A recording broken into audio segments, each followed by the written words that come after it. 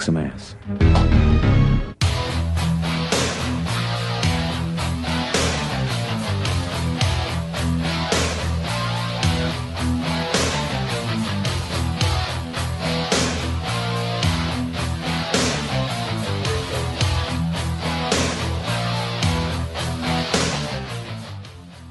And what's up? This is the Kickin' Ass Podcast with Jesse and Andy. You were just listening to a famous tag team's theme song. We'll just say it. We're trying to think of a way to do our trivia, and one way was like try to play a song every week, and then the first person to like email us or something like that, we would get if you got it right. Yeah, we just don't have it down to a science yet, guys. Yeah. We apologize. That was the Hollywood Blondes. Yeah, it's literally that's like the perfect theme music. Yeah. The perfect. Also, which is really funny, is I think it's the same music that they use for Disorderly Conduct. Really? Yeah. I think me and Wes debunked this before, which is great. I mean, you mean me and Mike and Tough yeah, Tom. Is that what you mean? If that's what you were going with. Yeah. Yeah. But that theme music is fucking badass. It's really badass. Yeah, especially because it's off time, which is like my favorite part. You were just explaining that. Like I don't like see that's like I would never have caught that. Yeah, it's like 4/4 and they just add a beat, so it's like either 3/4 or like 4/5. It's real weird. And then you said something about the drums there. There should have been. Yeah, there's supposed to be a kick drum in one spot, and there's not. So like my imagination is that like a guy was playing with it. And then like Austin and Hollywood yeah. Hollywood Brian Pillman, Flying Brian like walked like, in and were like, great. "That's cool," and they're like, "Yeah, sure it is." Yeah, that's it. Nailed and then it. they just added drums to it, and we just added it this weird. But thing. see, like that's the thing to me. Like, okay, I hope this isn't so weird or stupid. Like you're saying, like, there's supposed to be a drum there. Yeah, so kind of like in wrestling, like with psychology, it's like 4/4. Like you're supposed to do this, but like you obviously don't have to. 4/4. I'll just hum the riff. If it was 4/4, it would go dan dan dan dan dan dan dan dan dan dan dan dan dan dan dan dan dan dan dan. They do dan dan dan dan dan dan dan dan dan dan dan dan dan. Okay. It like has this weird like tail on it. Yeah, which I don't know. It kind of makes it like it makes it kind of like to me. It's like you makes it can't kind of bob more your chaotic. head to it. Yeah, you like can't bob your head to it because as soon as you start bobbing your head, then it's like you get like tied up because the timing's off. Yeah, that's why the timing's off. Right? It's really cool. But they like the drums almost kind of remind me of like Sanity's music a little bit. Oh yeah. Like, well, I think that's kind of like say you had like Jim Johnstone's job, and like you're just writing songs that like people react to. Yeah. Like you probably have like a creator wrestler in your head that's just like, oh, this guy's big and lumbering. Yeah, that's what kind of for this wrestler guy would come out to this. Yeah, but I'm sure then he writes that stuff and they're like, nope, we're going to use that for Leap and Lanny Poffo. How weird is it that song was for Hollywood Blondes though? Like that's the last thing I hear of Hollywood Blondes. That's what I kind of like about it. Like it kind of started off that way. But then it just got kind of like nasty. Yeah, I like that. But those guys were nasty. Yeah, exactly. They weren't the nasty boys. Steve Austin came out, whined at a camera, and they had glittery jackets. But that was the second. This is the second podcast we didn't use a George Gatton song too. That was well, the first time was the Sheet song with Greg. Yeah, which was amazing. But Well, last week George came through in the clutch and literally sent us a song right away in like 2 minutes. The problem is we just didn't want to bother you this time. He George. sent us a second one. And it was Hillbilly Jim, but we had Dick sing Hillbilly Jim. That was live performance by us. Yeah, so you're basically not going to top that. Yeah, live at the studio. The boys were back in town. Yeah, so last second here we changed things up a little bit. It went well. We also forgot to mention Kicking Ass with Jesse and Andy brought to you by American Barbell Club. Yeah. Yeah, T-shirt, Kicking Ass Podcast with Jesse and Andy T-shirts coming soon from American Barbell Club. Yeah, John just had like knee surgery. I was trying to just explain that to Kev. Because Kev was supposed to get a box sent to him. Yeah. And he's getting sorted. Yeah. And our man John. Just had like legit knee surgery? He just had like knee surgery, yeah. Like, did he get it like scoped or he had like knee surgery? Yeah, he just had a scope. I mean, it's funny, like getting something taken out of your body should not be spoke about like it's a light matter. Yeah. But it's 2017. It's nuts, just a scope. It's nuts. Hey, it's just a scope. That's how you're supposed to say it. You got scoped last year, didn't you? Oh, yeah. I've been scoped twice. Or was that 2 years ago? Okay. Yeah, twice already. It's the fact that that's like light surgery. It's very strange. Yeah, it's really weird. Yeah. I've been doing, it's funny too, because like I didn't do physical therapy The first time, right? Oh, both times. Okay. Physical therapy was 10 days after surgery, getting on a plane, going to England, playing, doing a tour of Europe with a knee that just had been operated on, jumping and running around on stage. But that's like dealing with the swelling. Like you're like right now, like you've just recently found like a legit PT guy. Yeah. I've tried to go to physical therapy before where it's like I'm in a room, there's barely like any kind of like weights or just anything to use. Yeah. And it's like me and like 4 70-year-old ladies. It's just like, come on, man. This is kind of a waste of time. Well, it's funny and money. Because I'm going to a guy named Matt Veronica. He used to work for the Bills. Yeah. The guy that like he learned from is the guy that like invented the ACL reconstruction. Yeah. And super good dude. He is at that Mustache Fitness in Tonawanda. Which is a great gym if you're in the area. And you know, Matt is there, like his office is in that spot.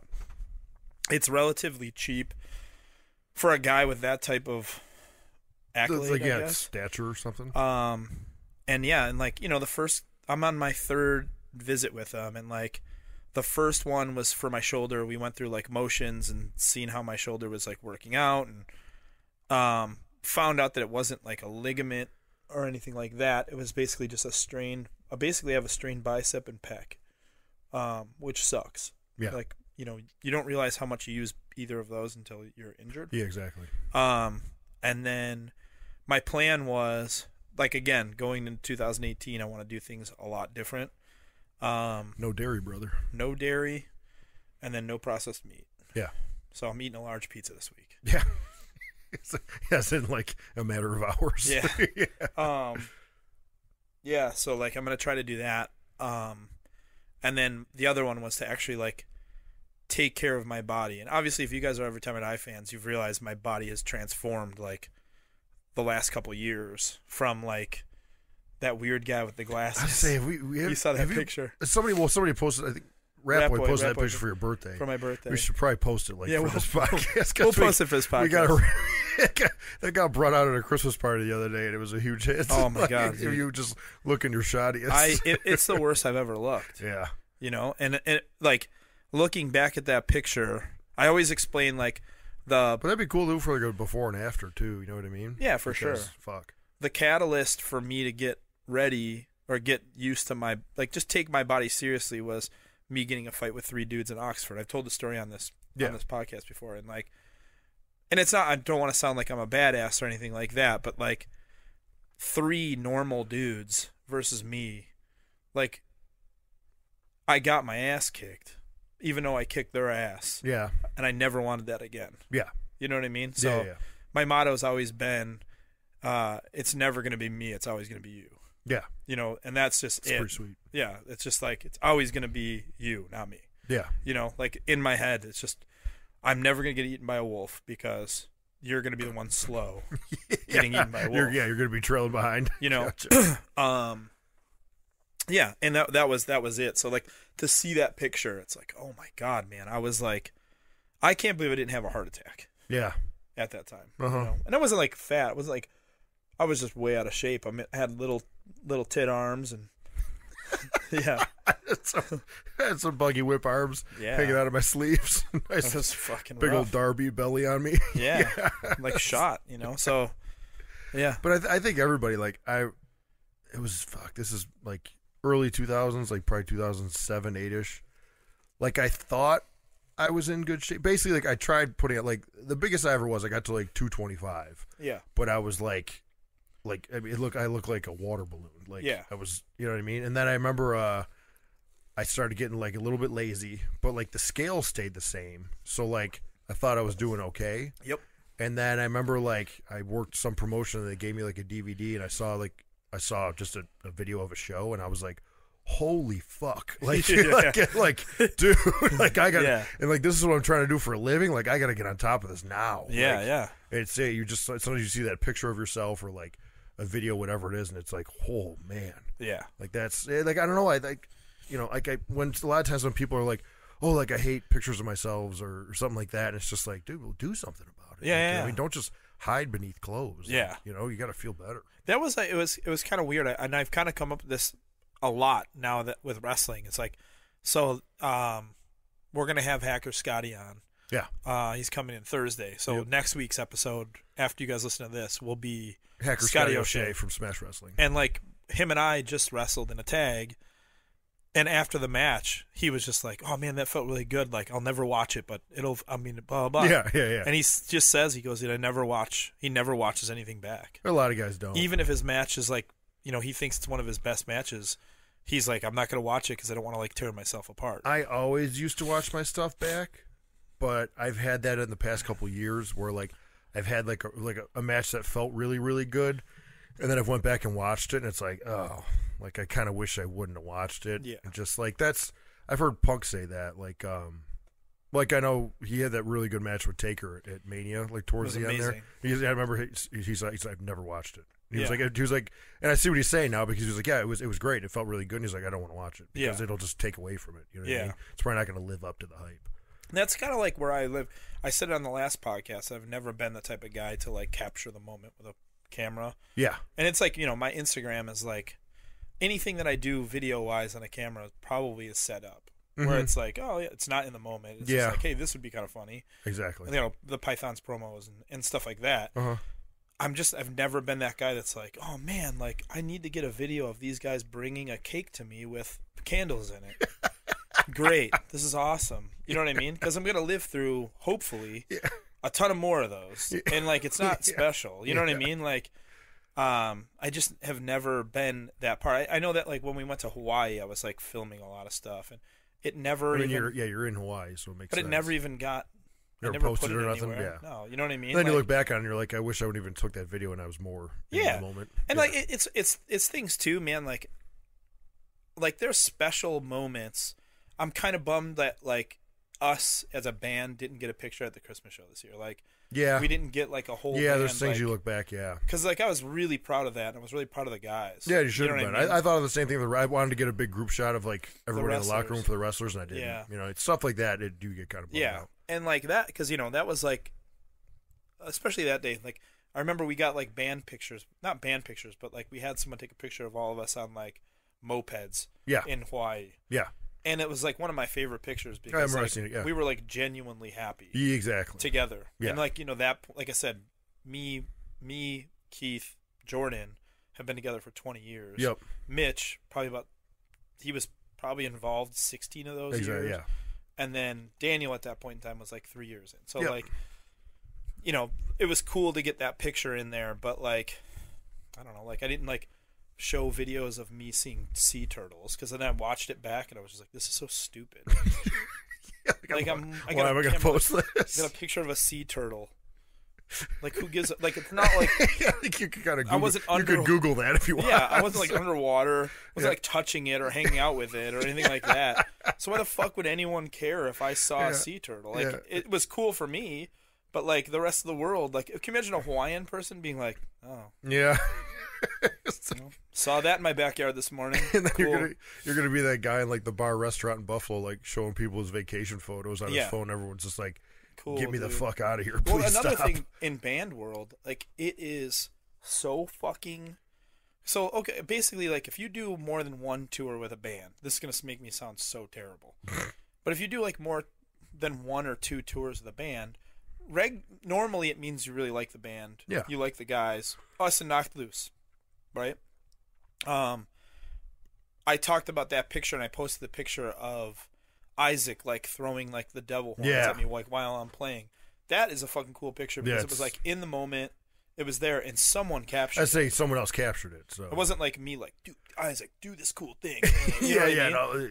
But one of the worst things is you do those tours then you technically follow 6 people. So like on your Instagram you follow every member of the band and then probably their merch guy or like tour manager or something like that. Mm-hmm. The worst is when that band goes through fucking Arizona or New Mexico, wherever Breaking Bad was, and they all take pictures of the Breaking Bad house.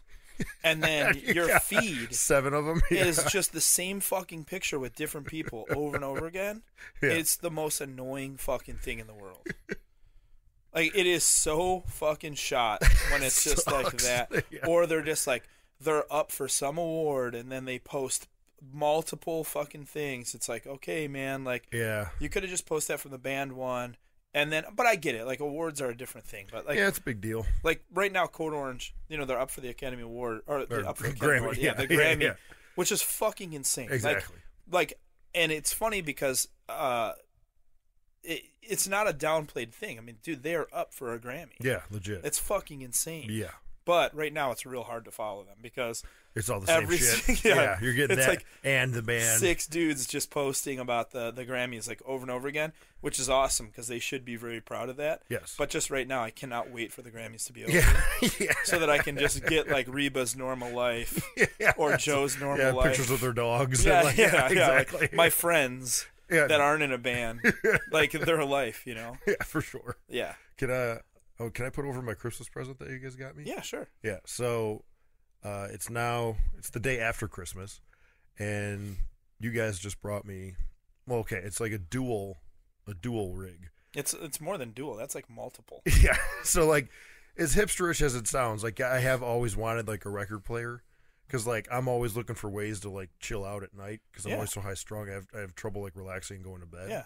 So I was just like, yeah, like I mean, anything to like make me and Laura's place like more comfortable too is like, yeah, a record player would be fucking Yeah. sweet, you know. And then so it's a record player, and my other thing is like when I went to wrestling school, like I look back on practice, it's like sometimes, you know, it's just like you're in a garage and there's a ring. Yeah. Especially this time of year, it's cold and like you're sweating and working. And it's just like, why didn't we have fucking music on? Like Yeah. it's just like a quiet, empty warehouse. Like Yeah. you know what I mean? It's like fuck, like let's make this fun. You know what I Jazz it mean? up, yeah. Yeah. So like they have like the Bluetooth speaker at Grapplers. And so like I use that. It's just like I wish I had that thing on me all the time. Yeah. Like I could bring it to like the ESW locker room. Like Carl Anderson's told me, like the WWE locker room, like they always have music going. Yeah. Someone always has like a little Yeah. speaker gimmick with them. Even on like planes, like whatever it is, like someone always has one. They always have music going. Yeah. It just helps with the mood. It's funny too that you say that because like through the course of my like life of doing different shit, where it's like I remember when I ran track, or when I was wrestling in high school and college, like I always had headphones on to like kind of it's kind of cool to like put yourself in a repetition, like not a repetition, but like a cadence. Yeah. So when you're running, it's like kind of cool to like run along with the music. So if you're running in time with the music, you can put something on that's like not like AC/DC's good running music because the drums are kind of always the same. Yeah. It's just boop, dop, boop, dop. We've talked boop, about that before dop, with Meshuggah boop, because dop. it's Meshuggah's real Yeah. like repetitive. Repetitious. There you go. Yeah. That's what I'm looking for. And like the cadence it's also staccato. Like is very like, you know, 1 2 3 4 1 2 3 Yeah. 4 1 2 3 4 Yeah, 1 yeah. 2 3 4 1 2 3 4, and it really doesn't change. And then when it does change,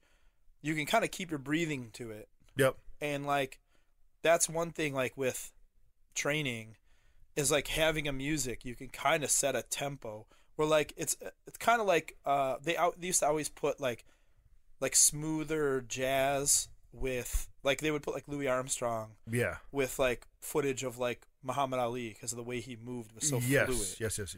You know what I mean? Yep. I started like working out like I can't tell you the last time. A lot of people, today's the question. We're gonna do some questions. We're gonna answer like listeners' questions. Uh-huh. And the one thing I always get questions like, well, what do you listen to when you work out? Yeah. Like I listen to like John Coltrane. Mm-hmm. You know, like I listen to old jazz because it just keeps me calm. Yeah. And I'm concentrating on my muscles. Mm-hmm. I'm concentrating on my breathing. I'm Yeah. concentrating on that. It helps you focus more. There's no craziness. So I'm not listening to like Napalm Death Yeah.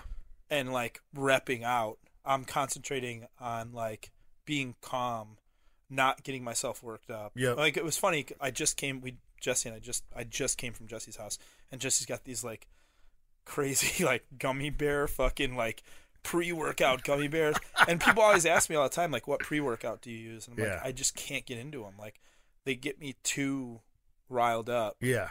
to like work out. Where If you're using pre-workout every time you work out, that's so bad. Yeah. I can't put it like, you know what I mean? I used to be that guy, and it's like now it's, dude, if I didn't get any sleep or if I'm traveling once in a while, I'll use it. But dude, if you're Like Dick Justice admitted it. He's like, yeah, he's like, I use pre-workout every time I work out. Like that's so bad. I've just never been into it, man. It's like, I know like when there was like niacin in it. Yeah. I don't like that feeling. Yeah. I don't think anybody does. You know what I mean? Yeah. Like my face is flushed. Yeah. And I just, like I said, I like getting there. And then within like, it takes me like, I'll get my warm-ups in, blah, blah, blah. And then like, I'm in the driver's seat by the time it's time to go. Yeah. You know what I mean? If I'm doing squats, I'm I'm ready. Like, yeah. When I'm about to get under the bar, like, yes. I'm warmed up. I'm fucking ready to go. Exactly. Yeah, and that's just something. But go ahead. Keep going. Yeah, so Sorry. Speaking of pre-workout, we got a bang. Kevin just popped away. I do bang a lot. Yeah, bang. Yeah, bang is nice. That was so that's part 2. Well, so you got it's a fucking it's a Bluetooth record player pretty much. Just because people keep going on Twitter about this. Yeah. I always take a couple Alpha Brains before I work out, so I need to be focused. Yeah. If you guys want to keep tweeting that, get my endorsement. I think I've said it on here before, honestly, like I never really felt much off Alpha Brain. And I even tried them like the deal where like you take them at night, it's supposed to give you crazy dreams. I don't know, I never remember my dreams. Yeah. The only thing, Alpha Brain gave me a really big flaccid dick. That's all. Really? Oh yeah, like it's super noticeable. Wow. Like 100%. Nobody else gets that. No. Damn it! I thought like that was like. Fuck. Did you? It's not like no. It's not like Viagra or like. I was just like. It's just like I'll just be like fucking chilling and go to the bathroom. And it's like what the fuck, like super. You like to go into peeing with a semi chub. Yes. That's literally got a lot of the only results I've gotten out of Alpha Brain. A lot of elasticity. So I guess if I was going to walk around in a locker room to show off, it would be cool. Yeah. But so yeah, you guys bought me the. It's a Bluetooth record player, and it's fucking awesome. Yeah. I'm so pumped to go home and hook it up. You can do radio. Oh yeah, so the terrestrial radio's on there. Yeah. I'm psyched. And yeah, he also gave me a case of bangs. Yeah. Star Blast. He already took one from it. Yeah. But so he dug in. My usual go-tos are Star Blast or that Black Cherry Vanilla. Yeah. I think it was. Yeah, those are like my 2. And then you guys got me. They bought me. Maybe I'll rewind. Frankie the Mobster recently gave me a hand-me-down man purse. He had this super nice, and I was putting it over, and then of course he had to give it to me because he says he needed to go buy a new one anyways, nice guy. Which I think he just made up because he basically wanted to give me. So he gave me his man purse, and then he bought a new one. And now you guys bought me another one. Yeah. And you filled it with goodies. Yeah. Well, we were trying to fill it with what Frankie would have in it. So it's like we were going to put vape juice in it, Magnum condoms because of his big prick, a fake snake. Oh, yeah. A fake snake is harder than you can think to find. Then smelling salts. Yo, you got the smelling salts. And then we were gonna put like fake Viagra in there. Like, I think I told that story last time when. Yeah. The last time I saw him, I asked him for a cough drop, and it was just driving him insane that he didn't have any. Yeah. So he tried giving me like caffeine pills. He's literally the nicest guy. And he was digging around in his brand new man purse, and he pulled out Ciagra. Yeah. So you guys were trying to find some fake Viagra. It's kind of hard to find. Yeah, he threw a nice do-rag in there for me. Yeah, we got a do-rag. I got real into wearing a do-rag and a black mesh hat on top of it. But then I got him like an in-between like man purse. Well, yeah, this is a good segue. I wanted to talk about the gimmick store. I don't think we talked about the gimmick store in here yet. Like it's in between like a fanny pack and a man purse. But you wear it across your chest. Yeah. Like, it's like an athletic fanny pack. Yeah. Yeah. But it's kind of like going back to like the 90s gimmick, like us being bad guys in the 90s. Yeah. It's always cool when a guy had like an under the shoulder holder, like for like a weapon. Oh yeah. You know, like something that like a side guy. Yeah, it just pulls like a bag of powder out of there or something. Yeah. And that's kind of what it is. You never know. I imagine there being like a big blade in there because you're Braxton the Blade. Yeah, or pulling out like one of those like what they dry shave you with, like one of those guys like yeah, a straight blade. Yeah. We'll get the gimmick. So the gimmick store around here, it's called 99-Cent City. Yeah. Yeah, and it's just in the middle. It's like a huge closed plaza. Yeah. Except that store. Yeah. It's set pretty far back. And it's like if you're from the Buffalo area, it's where the Showcase Diner is. Like it's in. I'm pretty sure it's considered Cheektowaga. It's by it's like across from the Galleria Mall. There's right across from the Taco Bell. Yeah, there's Taco Bell. There's a Marshalls right there. There's a Sally's right there. Because I remember one time Laura was going into Marshalls, and I went in there to grab a bottle of water. Yeah. And it's just flooded with stuff. So cool. There's just like stuff. It's not a dollar store. Nothing even looks like it could work anymore. Like you can go in the back and get a 35 millimeter camera that takes like film that's still in like a plastic package. Yeah. That looks like no one has touched them since the 90s. Then you can go one thing over and get a Sean Kemp like day planner. And it's not even Sean Kemp on. It's like Sean Kemp on. Who did he play after the Seattle Supersonics? Oh, I just saw the Sonics. Fuck, he played for like he played for the Nets or something like that. And it's like him in a Nets jersey, like fat and old, like the Sean oh, it's Kemp. awesome. Yeah. And then there's Sean Bradley, like the whole redheaded guy. Yeah, like it's the weirdest. Like it's day planners, Yeah. like literally day. Like most of the people behind the counter barely speak English. Yeah, And it's awesome. It I bought like a full fingernail manicure set there. You and Puff bought whistles. Oh, You put the thing up of whistles. I'm so bummed because it came with a pack of 2, and we just had the ESW Christmas show or Christmas party, and we were gonna that's all we were gonna do is because we weren't near each other that night, and the gimmick was that he was gonna be on one side, I was gonna be on the other, and we were just gonna keep blowing it when people aren't paying attention, and I forgot my whistle. He brought his, yeah. Did you, Kev? Hey, can we talk about this? I love this. Okay. Anyone that went to the ESW Christmas party, if you're listening, Yeah. Puff was the one that brought the That's knife. what I was going to bring up. Yeah. Did you watch the opening of the gifts? Some of it. Did you see there was like a legit Rambo knife? Vinny Moon won it. Yeah, that's it came from the gimmick store. Yeah. Him and Puff went to the gimmick store. Puff got the knife, and I brought the nunchucks.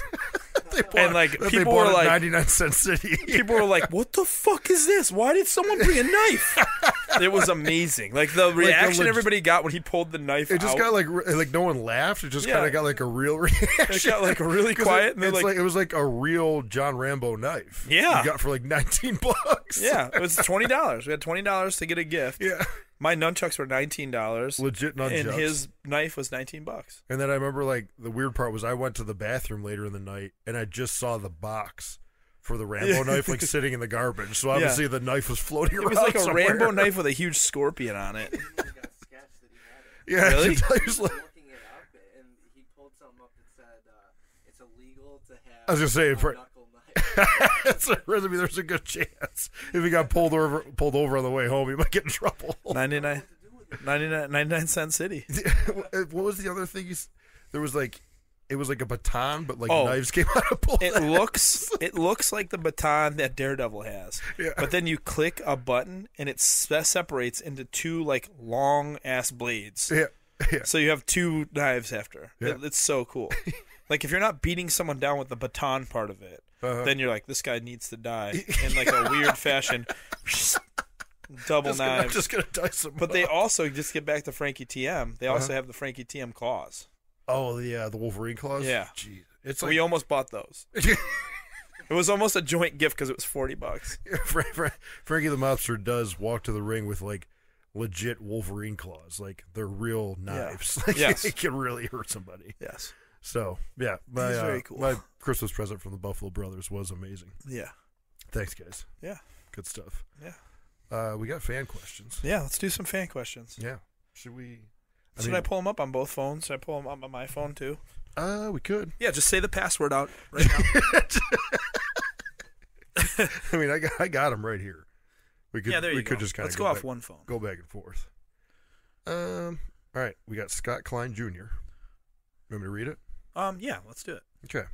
Hey guys, can you touch on some fitness? I'm a 30-year-old fat guy. Come on now. With horrible knees, who is just looking to get a hoss bod. Oh, he wants a hoss bod. Okay. I thought he had one. Not really any definition. Just want to be strong. Okay. We need to define what kind of hoss are we talking here? Probably like a Scott Norton hoss? Yeah, I would say not Vader. Probably Yeah. like a Scott Norton. So kind of like he's not looking to be ripped like Rick Rude. He just wants to be a big guy. you want to look. He basically wants to look like a dad that works out on the weekends. So I'm already like your regular like bench squat. Deadlift. Yeah, that's it. Yeah, well, And just like be careful what you put in your body. Yeah, I mean, I understand you want a house bod, so you're going to think like, oh, I'll just eat pizza and burgers and But you're 30 years old, man. You're gonna have a fucking heart attack if you don't watch that shit. Can I get results from machines, or do I have to do free weights? Also, am I going to be the typical asshole starting to lift in the new year, or is that okay? In summary, when I see a picture of the butcher with his top popped, this guy's getting me pretty good. When I see a picture of the butcher with his top popped, I think, damn, I want to be that. Also, I maybe 4 good Charlotte songs. Is that okay? All right. There's a lot going on there. This guy's on fire. Seeing Big Butch. We got about 6 questions in there. I'll start from the beginning. Basically, he's 30. He's got bad knees, and he wants to get a hoss bod similar to the butcher. I think AKA you. To address the knee problem, you got to find your knee problem. You got to find out what the problem is, because you can adjust that through lifting. And like working out. But you can also make it worse through lifting. So you got to find someone who knows what they're talking about. You got to pinpoint what it is. Yeah, and work around that. Yeah. Because like you said, like you've told me, you can't really strengthen your knees. You got to it's your quads. It's all pulling from your quads. Well, that's the thing. Like working with Brother, he says that you basically have there's 3 things in your leg that will support your knee. And that is the 3 heads of your quad. Yep.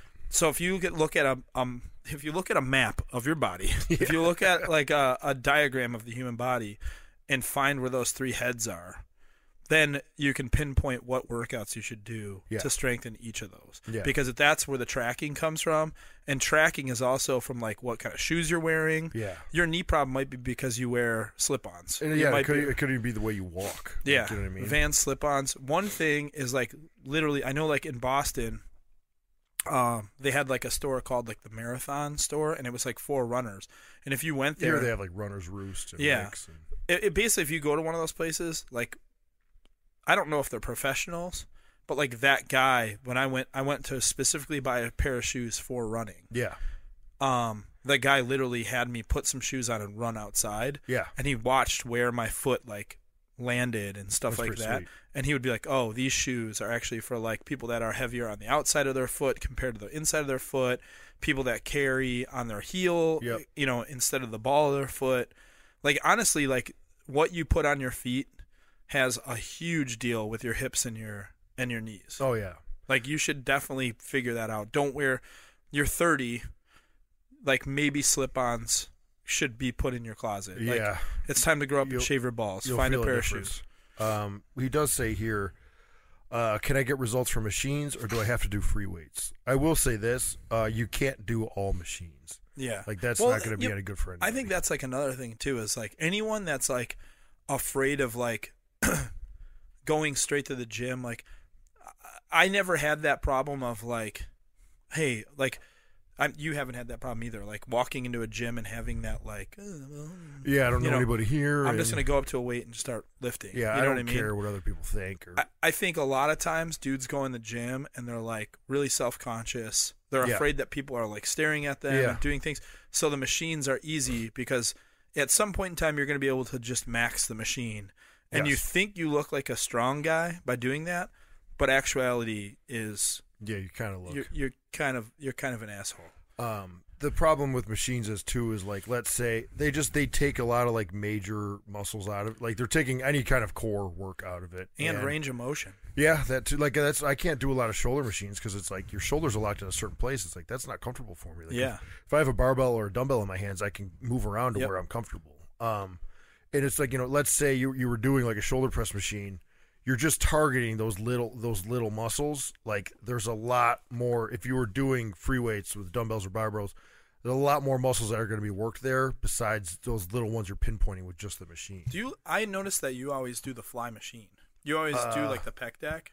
Yeah, I don't. There's a lot of them. The ones at LA Fitness suck. Yeah. If I like it if there's a good one. Here's something that with me is I've always felt good doing standing crossovers. Yeah. For my flies. Yeah. On pec decks, I never know where to sit. So it adjusts your ass. Yeah. And I don't know if you're supposed to go low. You're supposed to go high. So I always feel kind of awkward as to where to sit on a pec deck over doing standing. Yeah, standing flies. Yeah, but they definitely both hit different areas. Yeah, because there's different ways you can do cable crossovers too. Like I always like Brother Rich Piana always had nice ones where he kind of like he bends over like a bent over row, where his back's nice and flat, and then he goes from there. Yeah, and those I always like. It's just you really got to find whatever's comfortable, whatever you like the best. It's same like I would say the same thing with like the pec deck, like where you're gonna sit. I used to go really high. But I mean that is a lot more shoulders than actual chest. Yeah. So you want to be kind of like in the middle. Of course. He says also started lifting. Oh, he wants to know if it's okay to start lifting after the new year. Which that's fine. Like you're going to start the no dairy after the new year. I've never had a resolution. Yeah, like that's fine to do that. My thing is always I'm just putting a date on it. Yeah, that's it. Like my best friend Tiny is like he's notorious for this, especially with the gym. He's like if he's going to go back to the gym, it's calling like, Tiny out. Yeah, but he knows. I've said this to him before. You know what? It's like if he's I'll going say this after, but okay. If he's going to start going back to the gym, it can't be like, okay, man, let's go tomorrow. It's like, whoa. Like, hang on. I'm going to start like 2 Fridays from now. Like he's got the date. Like, he's going to start his diet that day. He has to go get like new shorts that he's going to start wearing. Yeah. It's just like you're making it so much harder on yourself. Yeah. It's like literally just go tomorrow. Like just like same thing with a new diet. Like you're going to start a diet, just start like you're making it harder on yourself. I feel like too like it's almost like like they in drinking. There's a thing called cracking the seal. Right? Where like you drink to a point where then you just out of nowhere you're just pissing nonstop. Yeah, you break the seal, then you got to piss all the time. Okay. I mean, I really can't. I don't have any type of whatever. But anyways, I feel like you're not really working out until you got rid of that like really gross like soreness. Where it's like, oh shit, my body hasn't done this in a while. My body's almost like rejecting this. I'm doing things that hurt, and like the lactic acid is built up in your body where like you're doing certain movements and then your body literally seizes up. Yeah. Like you're at that point in time you're not really working out. You're just getting yourself ready to work out. Like I would say like the first 2 weeks is the worst. Yeah. So like I feel like if you start light now, instead of going and making a New Year resolution about it, just go in there, get movements going. Yeah. Don't do heavy weight, get that soreness out, and then hit it. Yeah. Like, on the New Year's. Yeah, just because like you said, just because that first day you go, you know what I mean? Like, obviously you don't want to run yourself into the ground because you want to go back the next day. Like consistency is a big thing here. So like, like you said, just go tomorrow. And even if you just went and did 15 minutes of cardio, like at least you're getting the ball something. Rolling, you know what I mean? And I felt this way at the ESW Christmas party where like you kind of are a new kid. Yeah. In a sense. You know what I mean? So like ESW, I felt like I should have been a little more social, but like the whole time I was just like, and I kind of like just sat there like I'm the new kid. They're all looking at me weird. You know what I mean? And like I didn't want to like walk around and like talk and like like Puma was there and Will Carizian was there and Chris Cooper and Thurston, like all the old school guys, like ESW guys were like there and like I didn't want to like walk and then have them be like, oh, here's this band jerk off. You know what I mean? Like, he's been trying. The best was like Brett, like and Kev, like Brett invited Andy to the Christmas party at Riverworks, and then like that day, like Andy was telling us, he was like, "Yeah, like this is like the first time I ever been invited to a Christmas party." I've never been invited to a Christmas party in my life. That was my first ever Christmas party. 40 years old. But like it was just weird. Like I don't drink, so like it's got to be weird for people who like drink to just have like a guy that's around kind of like, hey. Yeah. And I'm a band guy, so automatically, people think I'm like a heroin addict. It's just instantly like that guy does hard drugs. Yeah, he's in a band. He's got hand tattoos. He does hard drugs. Doesn't drink because he does real hard drugs. Yeah. But in actuality, like sometimes caffeine scares me. Yeah. You know what I mean? This was good advice I heard the other day too. It's real basic, but it's just good to reiterate. Like, if you have trouble going to the gym, a really good way to look at it is because you're looking at it in like such a big picture kind of way. Like, think of it like just go to the gym and do 15 minutes of cardio. Like, think of it that way. Yeah. Just go there and do 15 minutes of cardio. When you're done, if you want to stick around and work out, do it. If you don't and leave.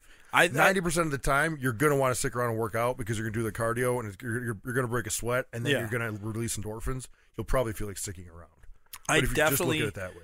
definitely come from that way of thinking of some days you just don't have it. Yeah. And like I've went to the gym, picked up a weight, literally been like, nope. Yeah. And just went home. Because it's just like, I've done that. it's not beneficial to not want to be there. There's nothing worse. I mean, Because you want it's to with enjoy anything. it too.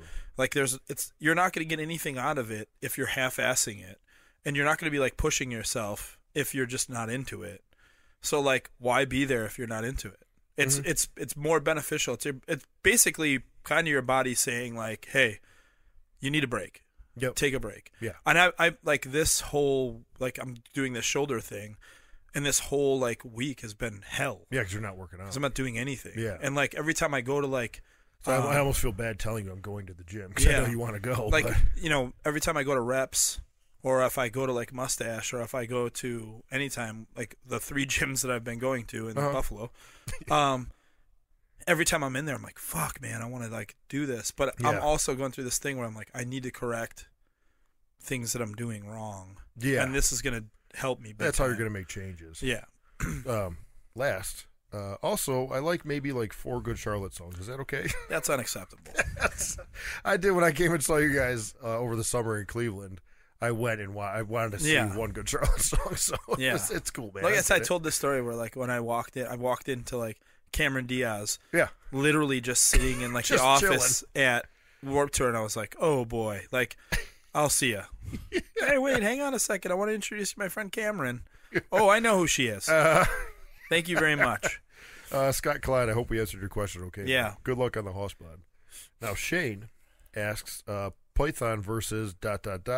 Any past tag team to do battle with? Pythons versus... I mean, me and Wes are marks. Do you think you would fare well against the Road Warriors in the Territory days? Fuck no. But like, I think me and Wes never really popped for like good tag teams. Yeah. It was always like, maybe Strike Force would be kind of cool. I did like Strike Force. Yeah. I was always a fan Disorderly of Conduct. Disorderly Conduct. Mean Mike, Me and Mike, Tough Tom. We would just kick their fucking asses. Shit, what you send me the other day? Thunder and Lightning? Oh, yeah. Thunder and man. Lightning. Really nice tag team. Real good singlets. I always like Powers of Pain. Like that type of shit like where it's Powers of like Pain. big men. Yes. I mean, yeah. I remember when I was a kid, I watched a lot of WCCW when I was a kid, so like the Texas Hangmen were fucking awesome. Yeah. Great name. That Wrecking Crew with like Mike Enos and Wayne Bloom. Oh yeah. Awesome. Yeah, Mike Enos was awesome. Yeah, I always like tripped out over like tag teams like that. I remember like I completely fell hook, line, and sinker for fuck, why can't I think of it? Furness and Moffitt. Oh, like Doug Furness. Doug Furness and it was Philip LaFont. And LaFont. But he had like Furness and LaFont. Yeah. But he had like 4 names, like Dan Moffitt. Yeah. Philip LaFont, and then there was like another name. But it was the same guy every single time. My only I never saw much of their stuff. I remember when they were in ECW and they just made a big deal like these were the next guys to go to WWF. They never were. And they went to WWF and just I think they had a couple good matches. Didn't do much. Yeah. Like Furness was like a powerlifting champion. Yeah. And then could do like crazy shit. Like whoops. Sorry, Kev. What was that? That was my water bottle. That just okay. Well, I was just gonna say it probably did a moonsault, and I was gonna say, like, Doug Furness used to be able to do like crazy shit. He used to do like moonsaults. One of them threw a sweet dropkick. I remember that. Yeah, LaFawn threw a sick dropkick, and then I want to say Doug Furness is like the first guy I ever saw. We watched it today. It was someone did a hip toss, and the guy just flipped out of the hip toss. Oh, to his feet. Yeah. Yeah. Like. Yeah. I this remember is the first time I ever saw somebody do that. Furness doing that and being like, "Holy shit! What the fuck?" And then you're like, "Look at his ponytail." For real. Yeah. Yeah. Dudes like that. Like, I would love to go against like Powers of Pain. Yeah. Or something. Just get my ass kicked by Powers of Pain. Robbie Grandy asks, "Who is your favorite jobber of all time?" He screwed up this name. Dick Wolf, Bobby Salsa, Pork Chop Cash, Dick Wolf was actually the producer. It was of all the kids shows. Yeah. I was Dick Wolf. Like Full House was always at the end, like executive producer Dick Wolf. Yeah. Not to be, like I said it on the car ride. Yeah. Not to be confused with Peter Boners, the producer of ALF. With a Z. Peter Boners. Growing Pains. The kid Mike, his best friend's nickname was Boner. Yeah, Boner. So cool. R.I.P. Boner, by the way. He passed away. He passed away. But we both did the sign of the cross on that one. His nickname was Boner's here. Yeah. Like all the time. Anyways. Yeah, mine is obviously The Gambler. Yeah. Always going to be The Gambler. I remember a guy named Sandy Beach. He was awesome. Yeah, he had like a super tan, like when we neon tights, a mustache. When we were kids, though, like sandy blonde hair. Like 107.1 had a guy named Sandy Beach on it. Wait, what was it? We had a radio station when we were a kid called The Bear. Oh. And it was Sandy Beach was like the main guy. DJ? Yeah. Oh, sweet. Wasn't the same Sandy Beach, but this guy's name was Sandy Beach. I'm pretty sure he was really fat. Iron Mike Sharp was great too. Dude, here's just the thing. Just a big hairy guy who like with like Iron Mike Sharp. Iron Mike Sharp was like he was super like over in Canada. Yeah, like probably territories too. He was like I think Japan got a good run too. Yeah. But then he was just like a good brother jobber. He ended with a heart punch. So oh yeah, straight up. Very cool. And he was covered in hair, right? Not covered in hair, but he was a hairy guy. He didn't have like back hair. He had like chest hair. Oh, okay. His best thing ever was like doing what was the talk show that they had for WWF, where it was like McMahon, and he would like sit with guys and talk with them. The best is the Mike Sharp episodes because Mike Sharp would go in there and start doing like strongman stuff, and like it was just. Like he would take his shitty shirt off and like not look good at all, and then start like bending shit and stuff. But then he would get super frustrated in the middle of it and wreck the set. Really? Yeah, you got to find this shit. It's amazing. Just him and Vince McMahon. Yeah. What was it called? I want to say it was like segments on primetime. Like they would do like these talking segments on primetime where there was actually like a set. Yeah, well, yeah. Vince was like sitting behind a table. Yeah. And like talk to people. But they would have Iron Mike Sharp on it. It's on the network. And it's just amazing. Like, 'cause he would wreck the set. He would take his shirt off, and he would have like those high waisted like polyester pants on. Fuck yeah. So cool. He also had like a gimmicked arm or something like that. Like he used to have like an arm that like because of the heart punch, he needed to like secure his arm. Yeah. So his like one arm had like a gauntlet on it, like a tied up gauntlet. That was like the dangerous. The power arm. Yeah, that was the power arm. Clark Z. Okay. Hey, fellas. Been loving the podcast. Thank you. In fact, it's my podcast of the year. I'll take Fuck that. yeah, man. That's what I'm talking about. Love this. Here, see that awards show.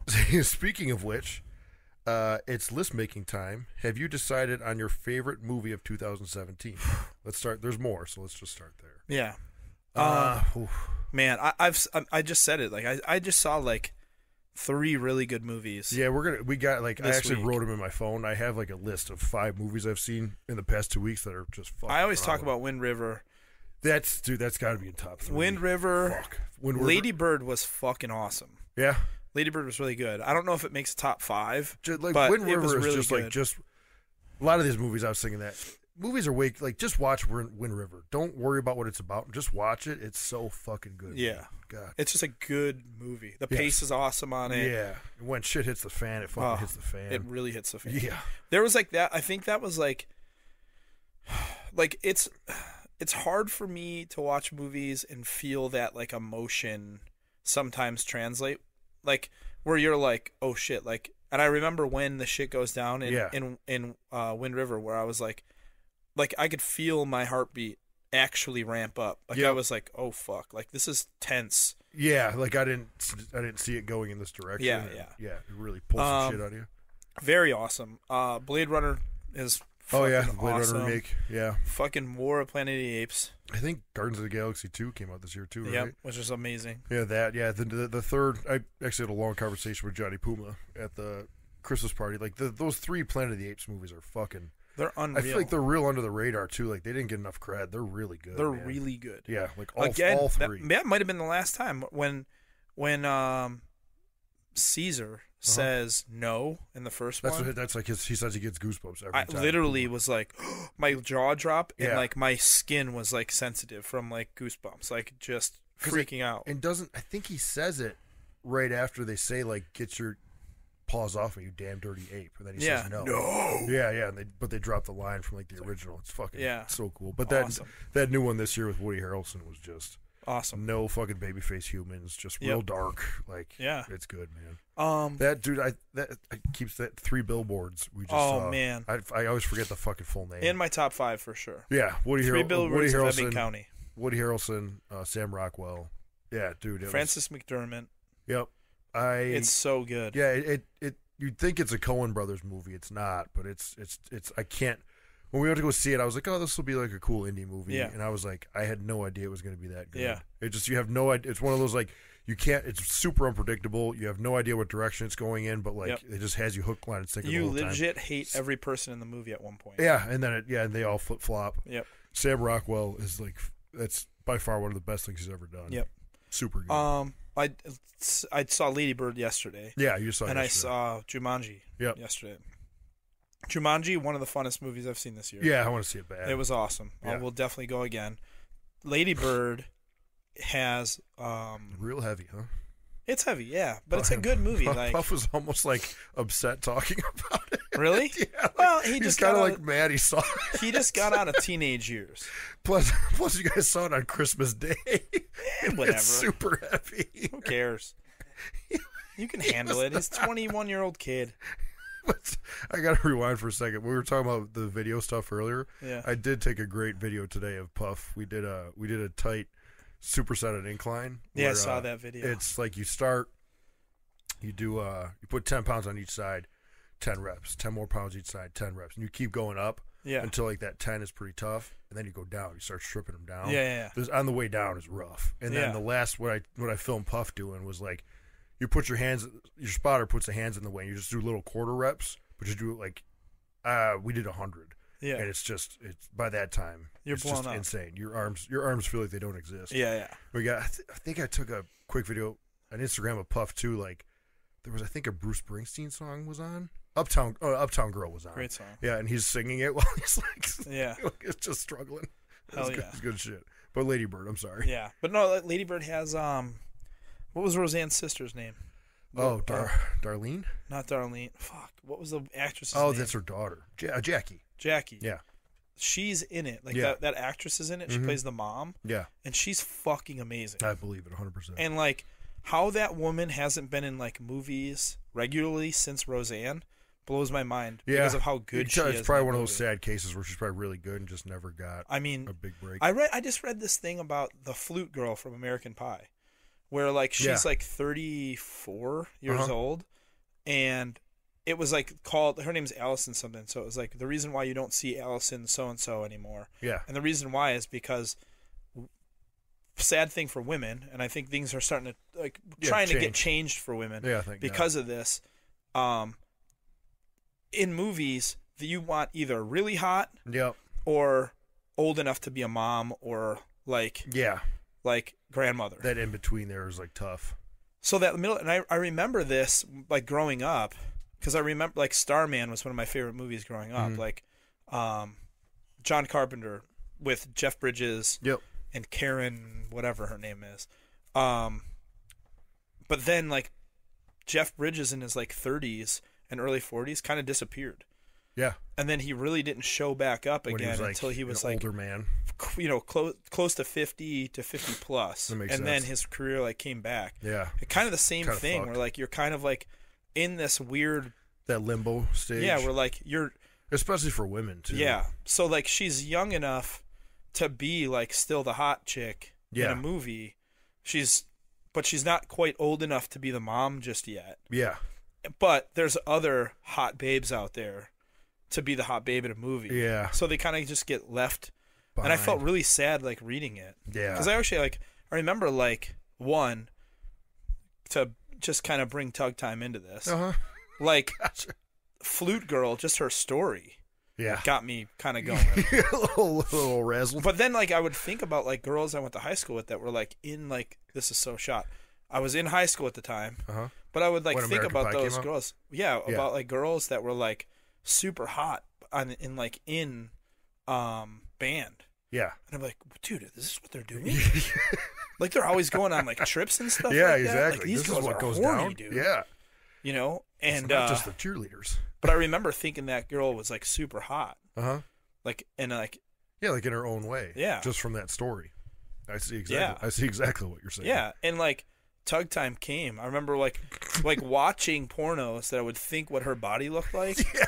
I know you guys have pulled that one before. Yeah, literally, no pun intended, pulled. You're not. Yeah, you're not alone here, bud. Yeah, where like you would see a girl and you'd be like, oh man, obviously I can't see her naked. Yeah, but this is the closest. This girl's body that in this porno kind of looks what her body would look like. Yeah, and then I would like do that thinking about Flute Girl.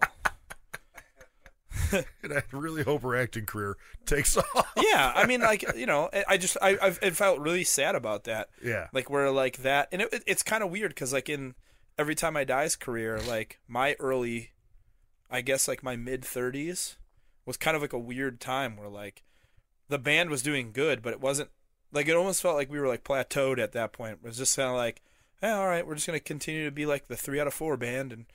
That's that. Yeah. You know what I mean? Where it's like, okay, cool. You know, you kind of accept it. Because I'm 34, 35, and like now these people are just looking at me like I'm fucking old. And then you get a Quentin Tarantino movie. Yeah, you skyrocket. And you're back. Fuck yeah.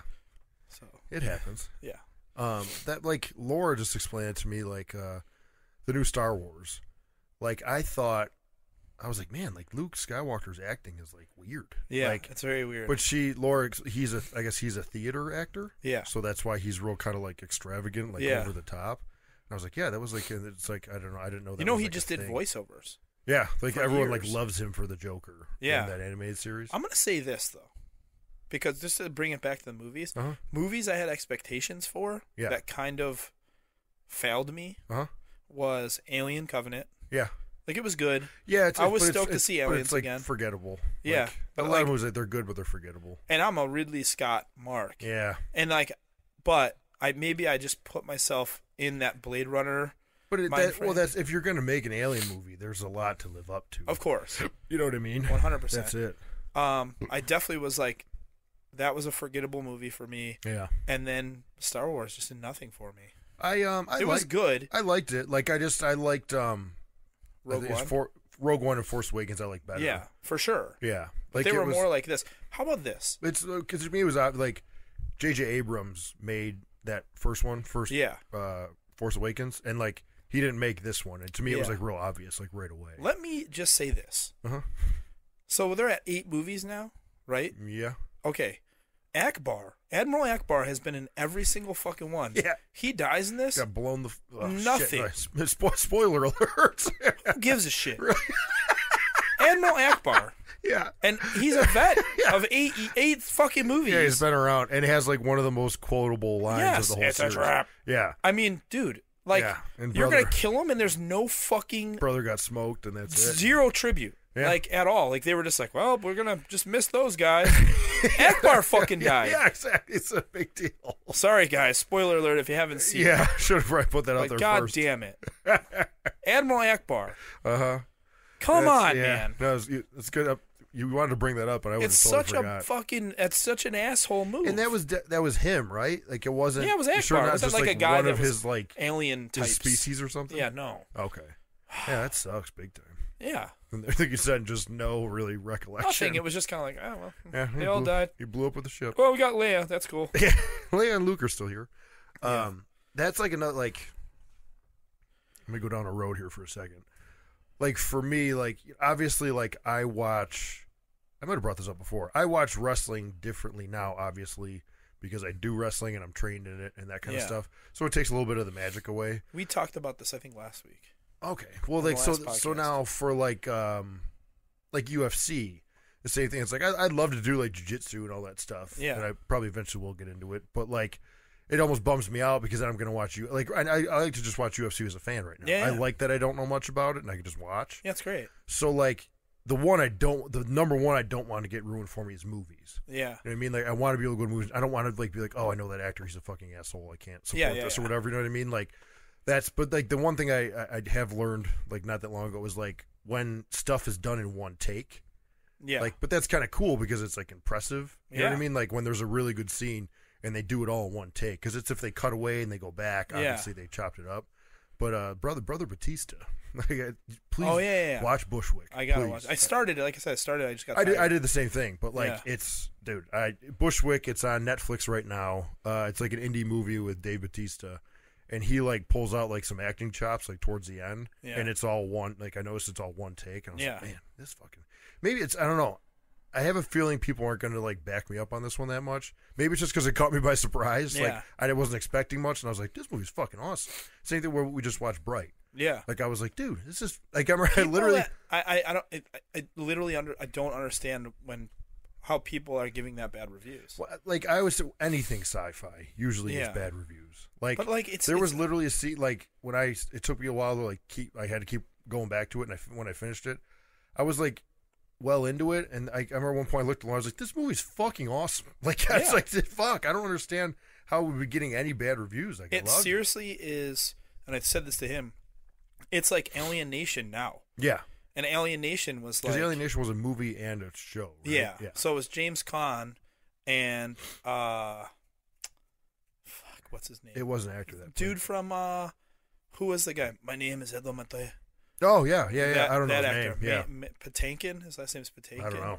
Yeah, and it's him dressed like an alien. Yeah, it's the alien, but And they're they're cops. cops. Yeah. And they have to like go. The drug's called Hellraiser, Oh. something like that's that. great. And they get fucking like steroided up. Like they take it. It's like PCP. Yeah. For aliens. And they just get jacked. Oh, it's awesome. Fuck, we should watch that later. That and Enemy Mine. And yeah, again though, to get back to it, I love the era of like shot actors, like shot older actors Yep. that are like just action guys. They're made men. Yeah. James Caan is like running around and throwing punches and shit like that. Like he's the poster boy. yeah, and he is like probably 48. Losing his hair. Yeah, that's great. Still a sex symbol at that time. Yeah, fuck yeah. I always said that if it was if I was just born in a different time, that I would be like a male model sex symbol. Yeah. If it was like 78. Yeah, it's like you and Burt Reynolds. Yeah, just hairy mustaches. Yeah, just yeah. Fuck. That was like one part of the question was movies, which we could All probably right. go on for the rest of the We time. didn't really give him a list, but we gave him some movies we were hyped on. Yeah. That's cool. Yeah, because I could keep going. How about your favorite album of the year? Favorite album of the year? I love that Converge record. When did that? Because the For the Table was just group texting about that. Yeah. When did And we it were just come definitely- out? Yeah, it came out probably like 2 months ago. Okay. The Lightness. Yeah. It's called. Okay. Yeah, and it's a ripper. I think it's awesome. Yeah. I think it's beautiful. Yeah. That record's awesome. New Cannibal Corpse is awesome. That song you sent me from that was pretty dope. Like Butcher and Blade we're trying to come up with some like a song to come out to, like our walkout song. And they have a song called Night of the Slasher or something like that, and it is heavy. It's a good one. And it kind of plays into Knives and us being fucking slashers. True that. Yeah, that record's awesome. Like I'm just trying to think New of like Citizen record's awesome. I'm just trying to think of like as far as like on Spotify, like what I've listened to like the most. Yeah. And like it's Left Behind. It's super lame to say that new holy shit, that new Left Behind That's album awesome. was fucking sweet. It's lame to say, but by far like Low Teens was like has to be one of the most listened to things on my fucking playlist for sure. Yeah. I think that was last year though. I was just was it 2016? Yeah, it was 2016. Like the end of the summer. I'm trying to think back. 2016. Yeah, you're right. Yeah. Goddamn. I mean, we would have been up for a Grammy, probably. We were like in the talks last year. For real? Yeah, we were like, I think we went down to like the last 15, and then once they came out with the 8 list, yeah, we were not bumped. That's still pretty dope though. Yeah. That new was it the new Left Behind record? The new Kubla Khan record's awesome. Okay. It's great. It's not out yet, but Colin Young gave us like the new Twitch Guns record, which is like fantastic. So that's going to be 2018 when that record comes out. It's going to be. They're definitely like on the cusp. They're of, great. Like, getting to the fucking next level. Yeah, for sure. As far as movies go, I got to give it up. Oh, I think he's just giving us his answers. Okay, cool. Well, what's he got? All right. Now, as far as movies go, I got to give it up for Good Time. now streaming. If you missed it, as far as music, who's Good Time? I don't know. Huh. Let me throw one more out there. I think I actually saw the movie poster or something, or for Good Time, or I just. That does sound kind of familiar. It does sound. So I don't know. I'll look it up. Let me just throw this. Me and Laura just watched Super Dark Times. Yeah. It was. I'll give you Bill Carr's review of it. Bill Carr told us about it. He described it as the movie Bully. Towards the end, when they finally kill the bully, spoiler alert from fucking 12 years ago. Brad Renfro. Was that the director? No, that was the kid that got killed.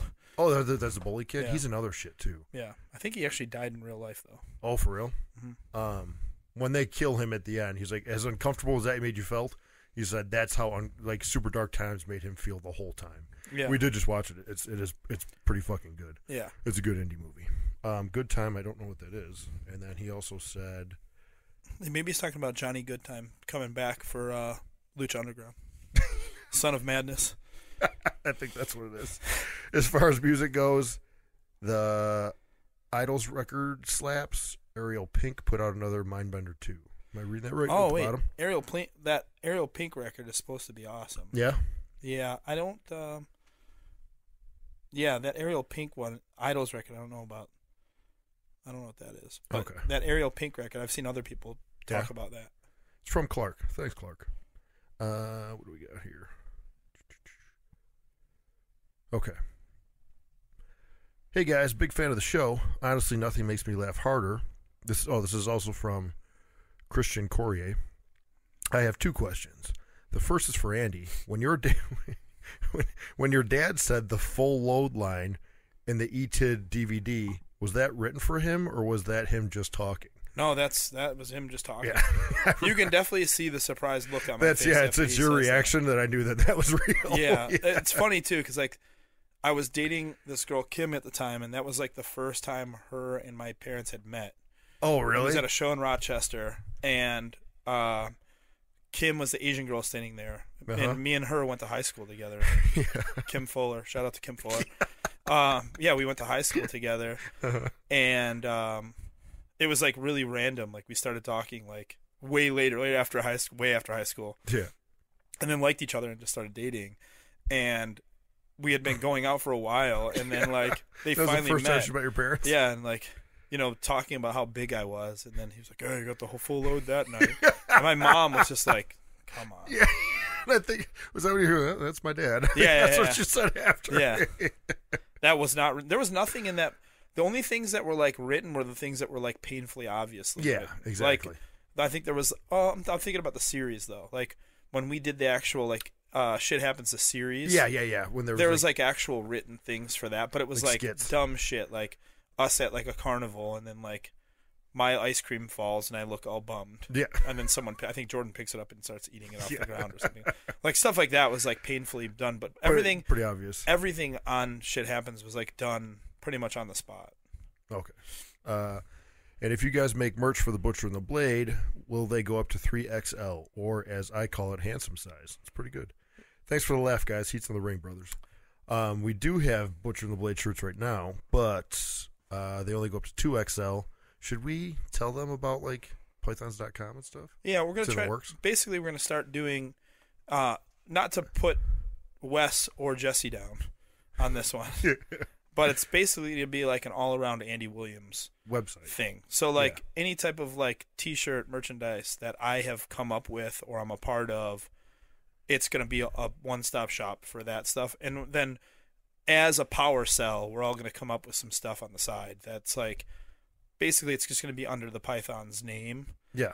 So I do like pythons.com. It's easy to remember. So there's going to be Pythons. Put the Pythons merch on there. The podcast. Yeah. Butcher and the Blade. It'll be a one-stop shop for everything. Yeah. And then obviously I'd like to do things. I'd like to do Braxton the Blade shirts. Yeah. I'd like to do, you know what I mean? I just like the idea of it all being under one umbrella. Place. Easy to go to. Well, it's it's super easy. That's why pythons.com is it's easy. We just go there and we do it and yada, yada, yada. Yeah. So anything that I'm involved with, it's going to be there, and then collaborations, hopefully we can do maybe through American Barbell Club or something, we can do a podcast group where it's like, you know, we can get like our own wrist wraps, knee wraps, like the old man kit. Yeah. To make you like live, like Yeah. we come up with our own knee sleeves through them, like a collaboration. Yeah. Do all of our collabs there, like Violent Gentleman collabs. I back that. You know, all of it in one stop place. But yeah, that's a great idea. It's getting worked on, so don't go try to go into pythons.com right now. It ain't gonna work. Yeah. Sorry, guys. Yeah. It's But it's coming. It's in the works. It's gonna be dope. Jeff Wise, Andy, I can't imagine not working out to ETID. Do you ever listen to your own jams in the gym? Only if we have like, You're working on stuff. yeah, like only if we have like some songs that like I need to learn for like a tour coming up or something like that. Like I'll start listening to them. Like right now I'm like Vogel asked me to like sing a song at the Buried Alive reunions. Yeah. So I'm listening to a lot of Buried Alive right now. Hell yeah. Yeah, 'cause you got to get that down. Yeah. But yeah, like usually it's like we just played Champing at the Bit, songs we haven't played in a while, like Champing the Bit, what can I think? For the Record, Cities and Years, and Pigs is Pigs we just played at the Christmas show. Yeah. So like I on a playlist I like was listening to those 3 songs like over and over again. Yeah. Pretty smart. Yeah. Also very repetitious. Yeah. Also, Matt Howell, love the podcast, boys. Andy, who would be your dream band to tour with, dead or alive? You know, I think sometimes the whole humbling thing, like people like meet me and then they're like, man, I can't believe how humble that dude is. Just me going on a tour was like the coolest tour I've ever done. Yeah. Do you know, like in general, Just getting to tour. like period. I don't think there is a dream tour. Like I've literally lived a dream life. Yeah. You know, where I've had the chance to go everywhere. Pretty much the only thing is like I'd love to tour Iceland. Yeah. Like not tour the band, I'd tour with any band in Iceland. Yeah, I don't but give a just to shit. go. You know. Yeah. Because you haven't been there at all, right? Never been there. I would love to do like we went to South America with Newfound Glory and 4 Year Strong. Yeah. I'd love to, and I love both those bands a lot, but I'd love to go down there with a band more our style. Yeah. You know, we played at like a pop punk show, and then we were like the band that was like loud and heavy. Yeah. So I'd like to go down there with like and actually do a tour with like a band that sounds more like us. Gotcha. Yeah, I don't know if there's like a dream. I mean, That was obviously, South America, you said? yeah, Okay. like Black Flag obviously would be like a big thing, but Yeah. like at the same time, like It's just it's such different universes. yeah, like you know, I don't know, like I wouldn't want to do that now, Yeah. but like Black Flag in Like you said, in their 1983 prime. would be like the sickest thing. Exactly. Doing like a Metallica tour on like Kill 'Em All, like that era of Yeah, Metallica, yeah, like yeah. Kill 'Em All, Ride the Lightning era, like yeah. I mean, there wasn't a better band, Yeah. you know. It's just, I don't know, it's just weird to think because it's like, you know, back then, I guess maybe people knew, but it's like, you know, you kind of like, I mean, you would have an idea like, wow, these guys are really going to be something special, Yeah. but you didn't know that they were going to be like, you know, like they're, I mean, I got a lot of people say like Metallica is like the Led Zeppelin of our generation. Yeah, yeah. Kind of, you know what I mean? Like back then you didn't know they were going to be that big. Not at all. Yeah. Yeah, but like It was just so wild. Like I think that would be awesome. I would love to do a fucking championship leg of the Texas territory back in the day. yeah, Wrestle all my favorites. just work in the territory Yeah. for a month, get a hot angle. Yeah. yeah. My tour, me and Brody, just down in the Just in the south, Uh, whooping each other's ass from Tupelo to Jacksonville to a lot of brawling, Yeah. a lot of brawling in the crowd. yep. Braxton, dream opponent in the ring, dead or alive. I think I've answered this one before, but like I would just go with like, sorry, I can't give you just one. I loved the fact that when we did the questions before, you brought up Dick Togo, Oh yeah. and I just watched that Dude, he's that weird 3-way. They did like the BWO Japan versus the Michinoku guys. So it was like Gran Hamada, Yep. Sasuke, and The CCW. yeah, Yeah. Yushijiri. Uh-huh. Yushishiri. He was the guy that wore all green, looked like a little elf. Okay. He wore like a little elf Yes, outfit, yeah, but he he weighed wrestled- like He 140. wrestled in ECW. A bunch. He only wrestled. I looked him up. He only wrestled for like 4 years. Oh really? Yeah, versus Terry Boy was Men's Tale. Yep. Which is great. Terry Boy, because he loves Terry Funk. Exactly. That's the best. Taka Michinoku and Dick Togo. That's six. And the match was awesome. Them three, Taka, Dick Togo, and Terry Boy. Yeah. Colin Delaney got real into watching them for a while because, like, just like 6-man tag stuff, they would all do shit. Where, like, they would all hit like a 3-way pose. Yep. Like, they really had their shit down, man. That match, cool they hit some pose where, like, they had Grand Hamada between two knees. I know what you're talking about. And then Taka went on him, and they're like, pose. Yeah. Dude, it was so fucking cool. Fucking awesome. Dick Togo's the fucking man. Yeah. Dick Togo's still working. And I think he's like 50 now. And still great. Like, just kicking ass. Yo, Grand Hamada in that is like 50, and he's awesome. Doesn't give a fuck. He's so cool. Just a brick. He looks like a sausage. Just running around with a mullet. Like a sausage with a mullet. Yep, and just... If anyone knows how to draw... Draw a sausage with a mullet wearing black trunks. That was Grand Hamada. At the time. In the coolest way possible. Oh, the most cool way. He was so awesome. I remember seeing fucking Dick Togo. He did a lot of the you put it over the other day. Eddie Guerrero would be on the apron and he always slingshots him in and does a senton onto the guy. Yeah. Dick Togo's would like handstand. He would handstand and then go. And I actually saw him do it. He was in the ring and a dude was on the table on the outside. And he did the fucking handstand and then did it to the outside. Table didn't break and just they just both ate it hard. Yeah. But he's fucking awesome. But that isn't your guy. That wasn't your thing. I think actually Macho Man. If I was gonna say Macho. It'd probably be Shawn Michaels or Macho Man, but probably Macho Man. Yeah. Like in his, of course, like my Macho Man was always the fucking WrestleMania 2, WrestleMania 4 when he won the title from the yellow boots. Yep. He either had the orange tights or the like kind of like almost like pink. He was still wearing tights though. Yeah. With the stars on them and like white tape, and just the fucking come out with the big sequence cape and the white sunglasses. Yeah. The man. Yeah. I don't think we talked about this on the podcast. I think we were talking about it in the locker room at Riverworks, but like Macho Man, like it's funny too. Like he, I don't know, like he's the Macho Man, but like I remember Jake Roberts was talking about on one of his like WWF DVDs. And like Jake Roberts, like his raspy voice is like, he wasn't a good looking guy. And he goes, his hair looks like it was dry cleaned. That is amazing. It did. It was just super frizzy. It looked like if it was near a fire, he was going up. Oh yeah, like because a lot of times he would wear the sunglasses. Sometimes he would just wear like a sequenced like headband. Yeah. But he would always, you could tell he was real self conscious about it because he would always take it off. Or his bandana, he would like kind of mess his hair up, and he'd tell he was just like, oh, "Fuck." It looked kind of like like a baby orangutan's hair. Yes. Yeah. But he also had like a shot eye though too, right? I don't think so. I think he did. I think he had he kind of had like a Jim McMahon eye. Like It was off because Jim McMahon always wore sunglasses because he had like poked his eye with a fork when he was a kid, and his eye was a little funny. And I think that like. The reason why Macho Man wore the sunglasses all the time is because he had like a weird eye. I don't think it was like looking to the either side. I think one of them was just probably weird. Probably kind of weird about it. Yeah, maybe. But his hair was a different story. Yeah. But I mean, another great era of him too is like when he came back in WCW. It's like, oh wait, he has a full head of hair. Yeah, pulled back in a ponytail. He's gained 50 pounds of muscle. He's now like a bone saw. Yeah, now he's a super heavyweight. Like that's a great era. Like got jacked, but then wore like that like kind of see through like mesh shirt. Yeah, with like macho and like glitter in the back. Just awesome. Literally on the heels of a rap record. Yeah, just obviously.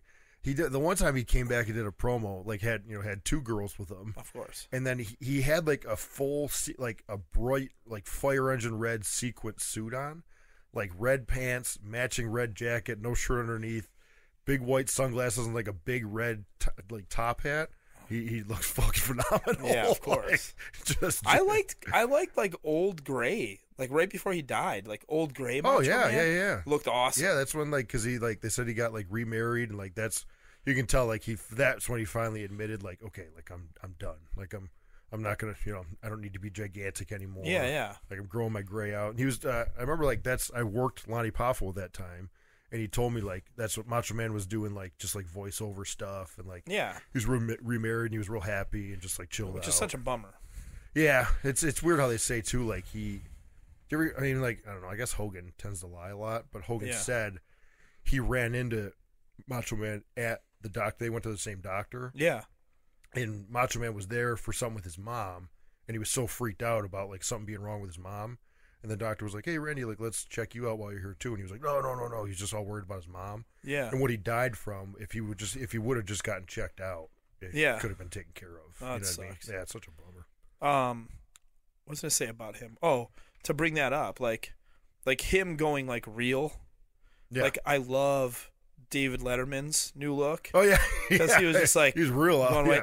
And the other one was we never really talked about it. Was Dr. Wagner Jr. lost his mask. Yeah, it just looks like a man. And like you go from like Dr. Wagner looked awesome yeah. with a mask. By the way, Dr. Wagner, like, what a great name. Dude, talk about work.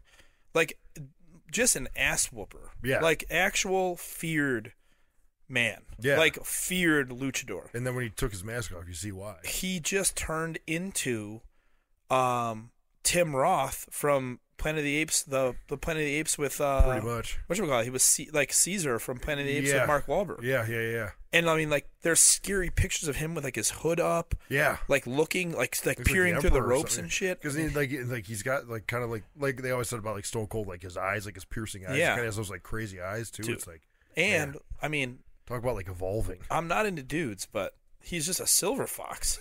There's like him just done up in a suit, like looking like that old. I mean, he looks like just that. Like He looks like the dude from the fucking beer commercials. Like Yeah. like if I was like in my early 40s, which I am, and a woman, I would, that would be the guy. definitely pick him up at a hotel bar. yeah.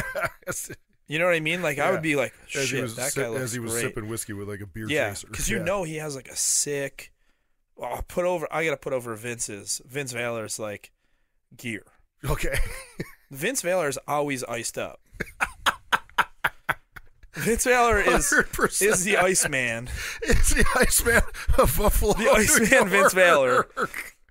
He has Magic he always, chain and bracelet. dude. He always has ice showing. Like he has like diamond earrings, big diamond earrings in both of his ears. Like the straight up, Always popping the his late 90s, his like chain. Perry Saturn, like Stone Cold Yeah. Steve Austin chain. And then the silver has chain. I just noticed it the other day. I don't know if he got it for Christmas or something, but he had like a bracelet on. And I love when dudes just go, "This is me," Yep. and like that's it. They put it on blast. It's awesome. Yeah. I love a chain. Like I wear a chain Fuck pretty yeah. often. He puts it out there. And man, he like embraced it. Mine's always in. I just like a little bit showing here and there, but he's always got it out. So he's like rocking like the ugly Christmas sweater. Yeah. But then the But ice- chain was popped out. Ice to the gills. It's fucking awesome, dude. I love it, man. The Iceman, Vince Valor, Double V. The Iceman, Double V. I fucking love it. For sure. Straight up though, Vince Valor. Matt Howell ends it with thanks for all the laughs, happy holidays, and all the best 2018. Yeah. Thank you, Matt. Super nice. Okay, here we go. Daniel-san. Here we go. The man. We got a list of straight up 10 questions. Okay. Number 1, Daniel-san. Favorite TV show of all time? Jesus. I mean, like, it's... I don't know if it's my favorite, but the best television show I've ever watched is Breaking Bad. Hands down. Yeah, it's great. It's the best thing ever on television, if you ask me. I'm way behind on television shows because Me too. I'm just trying to think of stuff when I was a kid never now. really got into television shows until later on when I could like sit and watch all of them at one time. Yeah. I'd have to say Misfits, like the UK Oh, you were show, The putting that over Misfits. to me, yeah. It's awesome. I think that might be my favorite. But I mean, of all time, like, you know, when you were a kid, like Thundercats, G.I. Oh, Joe. man. Fucking. G.I. Joe, the original G.I. Joe G.I. Joe Transformers. Yeah, the cartoons. Dude, I'm going to go real hard on this one. Uh-huh. And you can look these up. Uh-huh. Brave Star, Silverhawks, Remember Silverhawks? Mask. Inhumanoids was a good one. Yeah, and Humanoids was awesome. Yeah. Like that whole era, whoever was drawing, Yeah, I don't know what year. It was in the 80s, but whoever that was drew Thundercats yeah, was the guy that came up with all those. yeah, Brave Star, it was like pretty. all of those. Yeah, because they were all like big explosions in the background, And they all like, kind of took place in the same universe. yeah, Because there were like, I remember like, in Silverhawks, there was like, all the Silverhawks guys were like half like half robot, half human, Yeah. or something, like some sort of humanoid Yeah. thing, and they could like fly and stuff like that, and then they would always go against these like crazy guys who were like voiced over by. You could definitely tell like the guy who was Mum-Ra Yeah, did it like was the voice exactly of that. somebody. Every once in a while, you'd hear Cobra Commander dude Yeah. like do something on it. But all those cartoons, man, like I bought the Silverhawks, like, I guess Like the set? not discography, yeah, but the set or whatever. Yeah. It's still good. I believe it. Like it's still good. Yeah. And I love like the dumb sounds that like you see, like still to this day, like when I see like a glimpse off a car, I go like pew pew pew pew pew. Like that like weird thing goes in my head that like from like Thundercats and like Silverhawks. Yeah. Like it was awesome. All the noise. Yeah, they all use the same noises in like every cartoon. Yeah. Yeah. Again, this is going back to all my friends. I want all my friends to come, and I want all my friends to feel like they're 15. Uh-huh. The cartoons are still always going to be some of my favorite things. Yeah, like you But, said, like that era of cartoons is just nuts. Awesome. Yeah. And like that's like real action. I'm like G.I. Joe, like the G.I. Joe movie. Yeah. I feel like if I watched that now, I'd be emotionally invested. I think we talked about it on here before, but I always like, you want to make a G.I. Joe movie, just make that movie. Yeah. Like in full. You can do it in 2 parts. Exactly. Like the same thing with the Transformers movie. You want to make it like, I like the first Transformers movie, I remember, but Me too. after that, they kind of fell apart. Yeah. If you ask me, but like, just make that Transformers cartoon movie into a movie. Oh, it's awesome. Fucking perfect. Yeah. Same with G.I. Joe. Second from Daniel San. Thoughts on the all-women Royal Rumble. Who is your pick to win that's not Asuka? I feel terrible saying this, but I haven't been keeping up with Raw at all. Yeah. Don't get me wrong. I have seen that they're doing an all-women's Royal Rumble on Twitter and stuff. I can't tell you the last time I watched Raw. Yeah. It's hard because like when I tour constantly, so like I have to be around on a Monday Yeah. to like make that happen. That's for me. And we had Hulu and we don't anymore. But even Hulu was just They an hour cut and a stuff half, out. and it was basically just like the main angles. Yeah. I don't know, Kev. You know anything about it? The all women's Royal Rumble. I just remember them announcing it. Do you know how many women are in it? Is it 20 or 30? I don't know. Are there really even that many girls? That's what I'm wondering. Well, that's probably why they've been bringing so many up. Yeah. I mean, I'm thinking they'll do like special appearances and. Yeah. Which I didn't even think of that. I mean, like my thoughts on the whole. I think it's fucking awesome. Like, you know what I mean? It's amazing. Anything that's I think I never thought of that. That's really cool if they bring back, like, you know what I mean? Some special appearances too. In 2017, I think that women in general need to be put more in a same level. Yeah. Because there's, they're getting there. Of course. You know what I mean? There's girls in there that can work, their asses off, and it's just, they're not getting the same time. Yeah. You know what I mean? Like, I think it's awesome that, like, and I'm probably for personal reasons that, like, we're friends with Ruby Riott. You know what I mean? Like, seeing her on the main roster is insane. You know what I mean? Like, it's great. Yeah. Like picks to win it. Like I said, I feel bad because I don't know much about it, but like I would just say like I think Paige is awesome. I think she's a fucking star. Yeah. Like I feel like I'm shit talking here, but I think it's a bummer that they brought her back and like she has two other girls with her. Like I think she's such a star. Yeah. She should completely just be on her own. Unless I don't know what I'm talking about. Maybe that's where they're going with it. Like she's gonna go. I don't know. But like, I'm gonna go with. I think she's like, you know, she could lead the charge. I'm gonna go with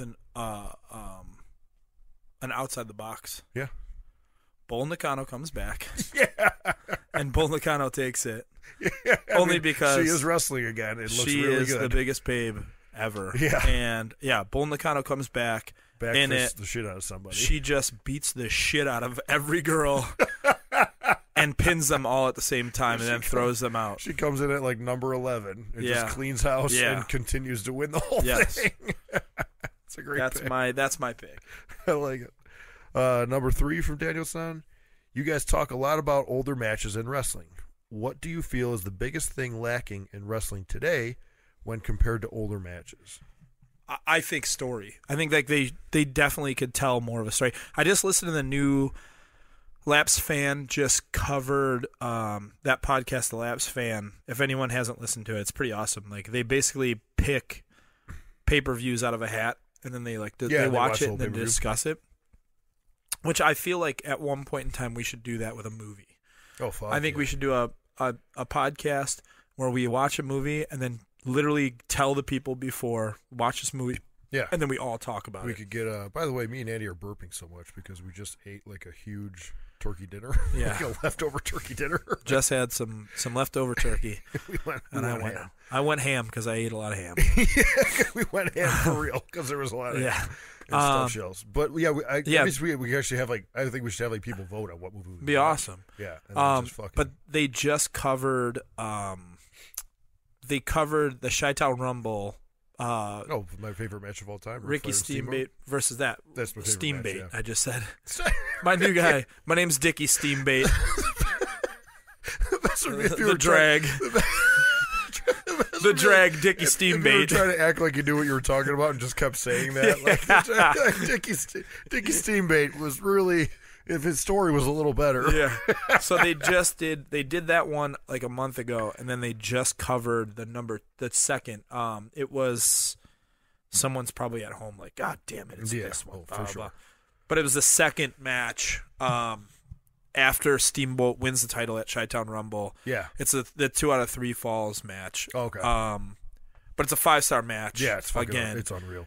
And the one thing that they were trying to stress on that was just the fact that like these guys weren't doing a million moves. They weren't trying to get their shit in. Yeah. They were legit just telling the story of 2 guys that wanted to win. I think the Chi-Town Rumble, the only, like in the heat, Flair randomly hooks a double arm suplex. Oh, he loved those. And that's just he would That's just a hit it great once in a move. while, but like they I think that's the only move yeah. besides like arm drags that they did. And they just tell the story of like 2 guys wanting to win. And they were both babyface. By this time, they were both babyface. And I think it was cool because Funk was doing announcing, and the next thing they were going to was that when he pile drives him through the table? not that match, but Okay. they get to it. Like this is like, remember? Okay, so they did. Fuck, man, why can't I remember the card?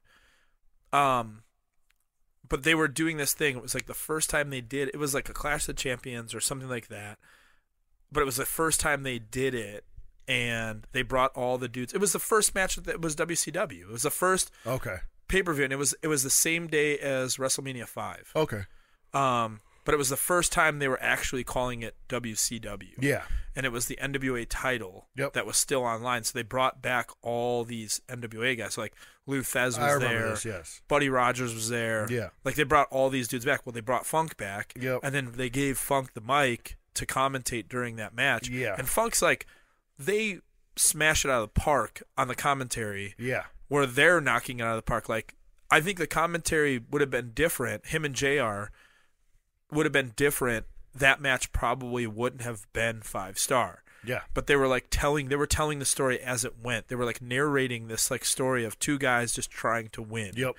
And it was kind of hard because there wasn't a heel or a babyface at the time. Like they were both Just 2 guys. babyface. Yeah, yeah. You know? 2 guys going at it. And I think that's like my favorite types of matches are those type of matches where there isn't a definitive heel and a bad guy They just or a good guy. when they just did AJ Styles and Finn Balor on pay-per-view. Yeah. And the Regal put that tweet up, and he said like let's not forget that there doesn't always have to be.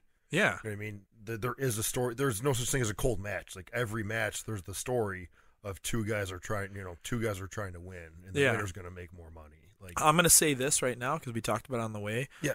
I completely forgot the question, Daniel San. I thought we were talking about some sort of good match or something like that. Yo, Pete Dunne versus Tyler Bate yeah, from NXT about 2 weeks December ago. 20th NXT Yeah, is, I mean, in modern day, yeah. you can't. That match is insane. Fucking awesome. And It's- the thing was, you were trying to say storytelling. Yeah. And they tell a really good story. And that, Yeah. like, everything they do means something. And like they do the shit with the fingers, and they go back to it later. Like they really made It is so They fucking really made awesome. it. Yeah, it's fucking. It's really. And the really fact good, that those dudes are 21 and 24. yeah, as young as they are. Yeah. It's incredible. Bonkers. And I mean those They're so think light about years how above. those dudes are going to be when they're like 35. Yeah. And like And they're my age. They've been Yeah. doing this for 20 years. so- yeah, Yeah, they're so far ahead of the game. it's so crazy. And they're just so that match is so good. Yeah. His question was like, what's missing in wrestling today from back in the day. My thing is, I don't want to answer it because I hate when people try to be like what's missing in wrestling. Like that doesn't mean what's missing in WWE, because like I hate when they try to make it like the only wrestling is WWE. Yeah, especially nowadays. There's so much shit out there, and there's so much more shit going on that's coming up. Like there's a lot. I feel like with television now, and like, you know, everything's obviously being filmed for streaming or something like that. Like I just like when things are organic, and I like when things come across organically, like it's not like spoon fed. You know, like I like when people get over because the crowd is rallying behind them. You know what I mean? Like Daniel Bryan in WWE was the perfect example. Like, you know, they didn't want to push him, but they had to because the crowd was so behind him. Like I like when shit is organic. Like I keep going back to WWE, but like Bray Wyatt is very organic. You know what I mean? Like his music hits, whether he's getting pushed or not. Like his music hits, everyone puts their fucking cell phones up, and it's just, I like when shit's organic and it goes over like that. And so I just, you know, there's a lot there because there was less television back in the day, so they had to go off of that stuff. And I hate when it's like, you know, like, okay, we're gonna, no matter what promotion it is, like, okay, we're gonna give this guy a big push, and like 3 months into it, it's like, this obviously isn't working, but they're behind somebody else, but they keep trying to go with it. I like when shit or you know, shit organically happens. Yeah. And I think that's the best stuff. Yeah. Which all, you know, because that's the thing, shit always can't be so ABCD. Like shit can't be so written, because you got to be able to go with the tide. On that note, that Shibata run, like the last Shibata run, like the last like year and a half before he got injured, things were finally starting. I mean, that dude was always like terrified, but it never like clicked with the crowd. I remember him having matches and it would just kind of be like, okay, here's this guy. And then like that last year and a half, he got really run, like really, I mean, well it was respected. just like, you know, it basically was the guy that would like get the, you know, you'd have to hit him 2 times, he would nail you once. And that one big thing, boom, was like shit. You know what I mean? And like it was scary. And that never championship run that he had against Ishii, like was kind of what got both of those guys like really over, because they were kind of like just 2 normal guys that would just every once in a while they would put him in a tag here and there, maybe like a 3-man. If they were in a singles, it would always be down on the card. And then that never championship run, I think it was like why can't I think of his name right now? Matabe. Like those 3 like were like interchangeable. It was just like they were having matches that were just insane. Yeah. And like how could you have like Okada going against Tanahashi for the 900th time? And then these dudes are killing it. You know, it was basically like on the undercard. Macho Man and Steamboat. Where it's like killing it on the undercard. Yeah, you know what I mean? Like, and I think that's what happened. Like organically, it became the thing, and then Shibata got injured, and it's like the wheels got taken out of that guy right when he was about to like crack. And God only knows what would have been happening now in Japan if Shibata didn't get injured. With how much hype he had going behind him. In the G1 this year, I mean, it like the sky was literally the limit, and then it got pulled out from him. And mind you, it was from doing for good reason a stupid thing, but like you can't do a shoot headbutt and expect there not to be any sort of repercussions from that. Man. The next one's an MMA question. Okay, I'll put the shooter gloves on. I might need your help here. Well, the first one is Chris Cyborg or Holly Holmes. I'm gonna go with Holly Holm. Yeah. Really?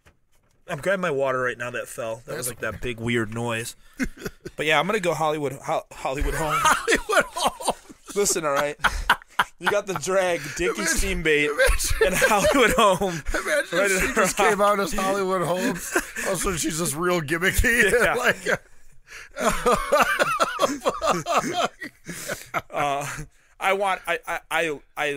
I used to, like, I'm definitely biased towards, I hate when Joe Rogan puts a mic in front of someone's mouth and then just instantly they're like, I did this for God. God gave me the power to do this. God. And it's like, Cyborg's really God, huh? How about the fact that you trained your fucking ass bust off. your ass 72 hours a week. Yeah. You're getting punched in the face and getting your ligaments torn. Yeah. That's why you did it. It's not like some higher force that's giving you the power to go through it. Like you have a killer heart and the drive to like go to the gym and just beat yourself down. that's why you're head kicking Ronda Rousey's face off. Yeah. You know what I mean? So she used to be like really gaudy. How Holly Holmes was? Yeah. Oh, okay. And now, I just love. Who was her last win? Her last win was against. Shit. Misha Tate or Misha No, Tate? she just beat the shit out of someone. Anyways, yeah. This is Cyborg's like first big test in UFC, right? Yeah. Okay. Which is fucking awesome. I think one of those things like Cyborg was notorious for definitely like ducking people, and she would come up with excuses. Yeah, and stuff I've like heard that. before. So it's like for Holly just to go, yeah, sure, I'll fight her. I don't care. fuck You know what I yeah. mean? Yes. Like Yeah. I want Holly to win. Yeah, no, I'm with you on that one. You know, and it's kind of cool. It's kind of cool that there's like a heel and a baby face Yeah. in this match. Yeah, because Holly's definitely like the ultimate babyface. Yeah. The other one is Khabib or Barboza. I wish I had something here, but I got nothing. Andy's pounding the smart water. You actually have a sip of that water if you don't Yeah, mind. I was super parched there. So here's another thing. So I'm gonna go back. It's like Khabib is definitely the guy who seems like he's dodging people. Is he the one who's like missed weight a bunch and all that and stuff? Yeah, okay. Horrible knee injuries, but I love the way the guy fights. Yeah, I've heard he's fucking He awesome. literally will just. It's not even like. I guess it's like the ultimate finisher versus the ultimate bruiser. So like Edson Barboza's like got spin kicks. The guy's a maniac. Like the guy can hit you any way possible, like on his feet. So like shit's coming at you with spinning stuff. Yeah. Everything is just with full force. Yeah, it's exciting to watch. He's gonna knock your head off. Mm-hmm. You know, he's trying to knock your head into the first row, where Khabib's trying to literally pound your face into the ground. fucking sweet. And like he's just a mauler. I love Khabib. Yeah. I like his shit talking. Yeah. I like the fact that he's willing to go up in weight, down in weight, to like fight people. He says all the time. He's never going down in weight because he loves tiramisu, like tiramisu so much. Fucking awesome.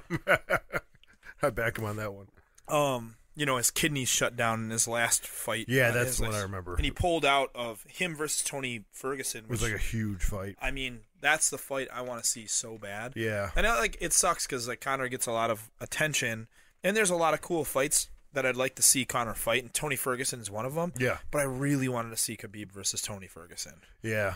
I remember hearing after that happened that like they're going to be real iffy to like put Khabib in like any big fights. Cause, Yeah. like, if it was like him and Conor, But and then he didn't make it. Like, now it's just he too has. much. They have the right nutritionist with him. Yeah, I heard he switched all his. You game know, up I don't and think everything. it's Dolce, but like he has the right nutritionist Yeah, with I him, and that dude is just. If he gets you down, good night, man. Yeah. He's gonna beat the shit out of you. Fuck yeah. Michael Johnson, I mean, he made Michael Johnson look like a kid. Oh, Although Michael Johnson did cork him in the first round Yeah. and almost put him away in the first round. I mean, if anyone's gonna put him away, Edson Barboza's got that one. He's gonna. One-shot power. Oh my god, dude! I mean, it's gonna. Like I said, he's gonna knock your face into the crowd. When's this card? It's coming up. Is it January? No, I think it's the 30th. Oh, so that's probably December like 30th, yeah. They always Saturday. do that's like their biggest card of the Yeah, year, I think. yeah. Okay. These are great questions, by the way. Daniel Son, I gotta give you props. How often do you guys plan to be running shows at Riverworks? Once a year. Yeah. Yeah, we're hoping Right now, it's just like, one big show a year. get the one out of the way. Get it.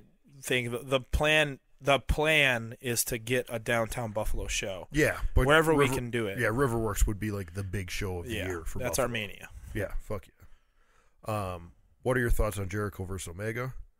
I think like we've both said, like the real main event is gonna be Okada versus Naito. Yeah, like as far as like wrestling wise. Yeah. But I mean Omega and Jericho, is I'm gonna say this. fucking awesome. That's to me, like when Brock decided to come back to wrestling, Yeah. was like a big milestone in recent years for wrestling. Punk retiring was a huge milestone, I think, for wrestling in recent years. Yeah. But there really hasn't been anything too major. AJ Styles coming to WWE Yeah. was enormous. Yeah. This is a really big deal. Everything up, and I think that this is for, well, Jesse, for independent dudes who have been around forever. Yeah. This is Jericho making a statement that says, like, you don't have to be in the WWE. Exactly. Like, that isn't the end goal. The end goal doesn't have to be WWE. There's so many other options out there. Yeah. And I mean, that guy, I don't know what the situation is. I don't want to like speak for anything on this, but like, I don't know if from what I gather from listening to his podcast, like the relationship is still good with WWE. Yeah, I think so. You know what I mean? Yeah. But that's a huge statement, man. Yeah, just what he's doing, like Eddie said, like what he's doing for guys like me, and I do want to rebound now off of saying, like, you know, the real main event wrestling wise would be Omega. I'm sorry, real main event wrestling wise would be Naito versus Omega. Fuck. Naito, for like actual Naito, wrestling. Yeah, Naito versus fucking Okada. Yeah. There's a reason Omega Jericho is the main event, because what Jericho is doing, like for guys like me and just basically anybody outside of WWE, is fucking huge, man. Like he's putting a big, even with that cruise.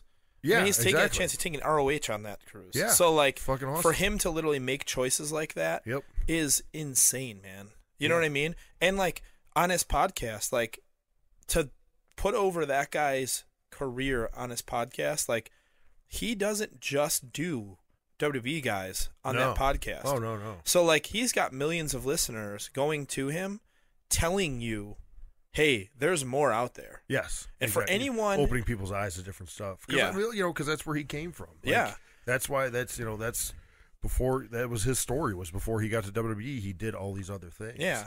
And now he's just opening a bigger gate to like all these other things. It's awesome. And just shit he does for guys that, like the first thing, like if you're a decent name and you get released from WWE, he has you on his podcast right away. Yeah. And that just helps you get your name out there more. And it's great. And that like he has you choose the way you want to go on it. So if you want to sound like you're bitter, you can go on there and you can do bitter. Yes. If you don't want to be bitter, he will have you on there and not be bitter. He definitely doesn't force you in any direction. Jimmy Jacobs was just on there and he just got fired, and like I didn't feel a sense of bitterness at all. No. On that. Like it came off as like, hey, you know what? Everything happens for a reason. They made their decision. Yeah. It's cool. I'll do my thing. Exactly. It's awesome. You know what I mean? And that I think that's awesome. I think the fact that he gives a platform for dudes to come on and tell their story and do it uncolored. Yeah. Where it's like you can say and do whatever you want. I'm going to do me. I'm Jericho. I have my opinion about what I do, and I'm going to always put that out. And if dudes are burying WWE, he just stays out of it. Yeah. And then he comes in and asks another question. Yep. And like I don't even say safe, because he's having the dude on tell the story. Yeah, exactly. He just has it's insane that whether or you love him or you hate him, that man had the best year of his career at 46 years old. Yeah. And now is changing wrestling. It's changing the game. And that's exactly it. It's changing the game. Yeah, it's very, very cool. And everybody is going to want to watch that. Everyone's going to want to see that. Yeah, and it's cool. It just puts so many more eyes on that pay-per-view. And you think of things like Jimmy Jacobs going to the Indies, like coming off of writing for the WWE, goes to Indies, he goes out, he does his bookings. It's cool and it's magnanimous, but it's not magnanimous to the point of Chris Jericho, a former champion. Yeah, world heavyweight. You know what I mean? Like numerous world times. Champion, wrestled everywhere in the world. Main evented WrestleMania. Goes, hey, I'm just gonna go do this. Yeah.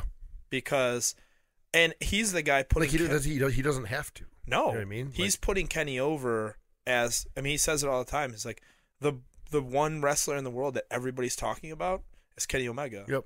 I'm gonna go do that with that guy. Yeah.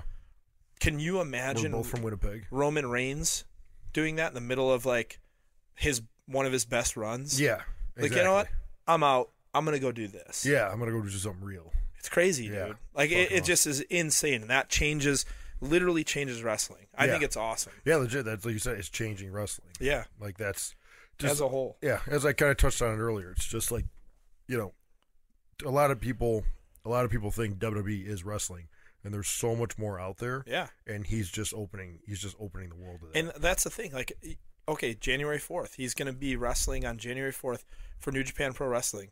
There's going to be a 15-year-old kid at home that's going to go like, hey, I love Jericho. Yeah, I'm going to watch this. Yep, just for him. And he's going to learn about so many things. Jay White is on that card going against Tanahashi. Yeah. Like, that 15-year-old kid's going to be, like, exposed to the Bucks. Yeah. Going to be exposed to Trent. You know what I mean? Like, all those dudes. This is the perfect time for something like that to happen because, like, with the fucking internet and with just everything, there's so much more access to all this stuff now.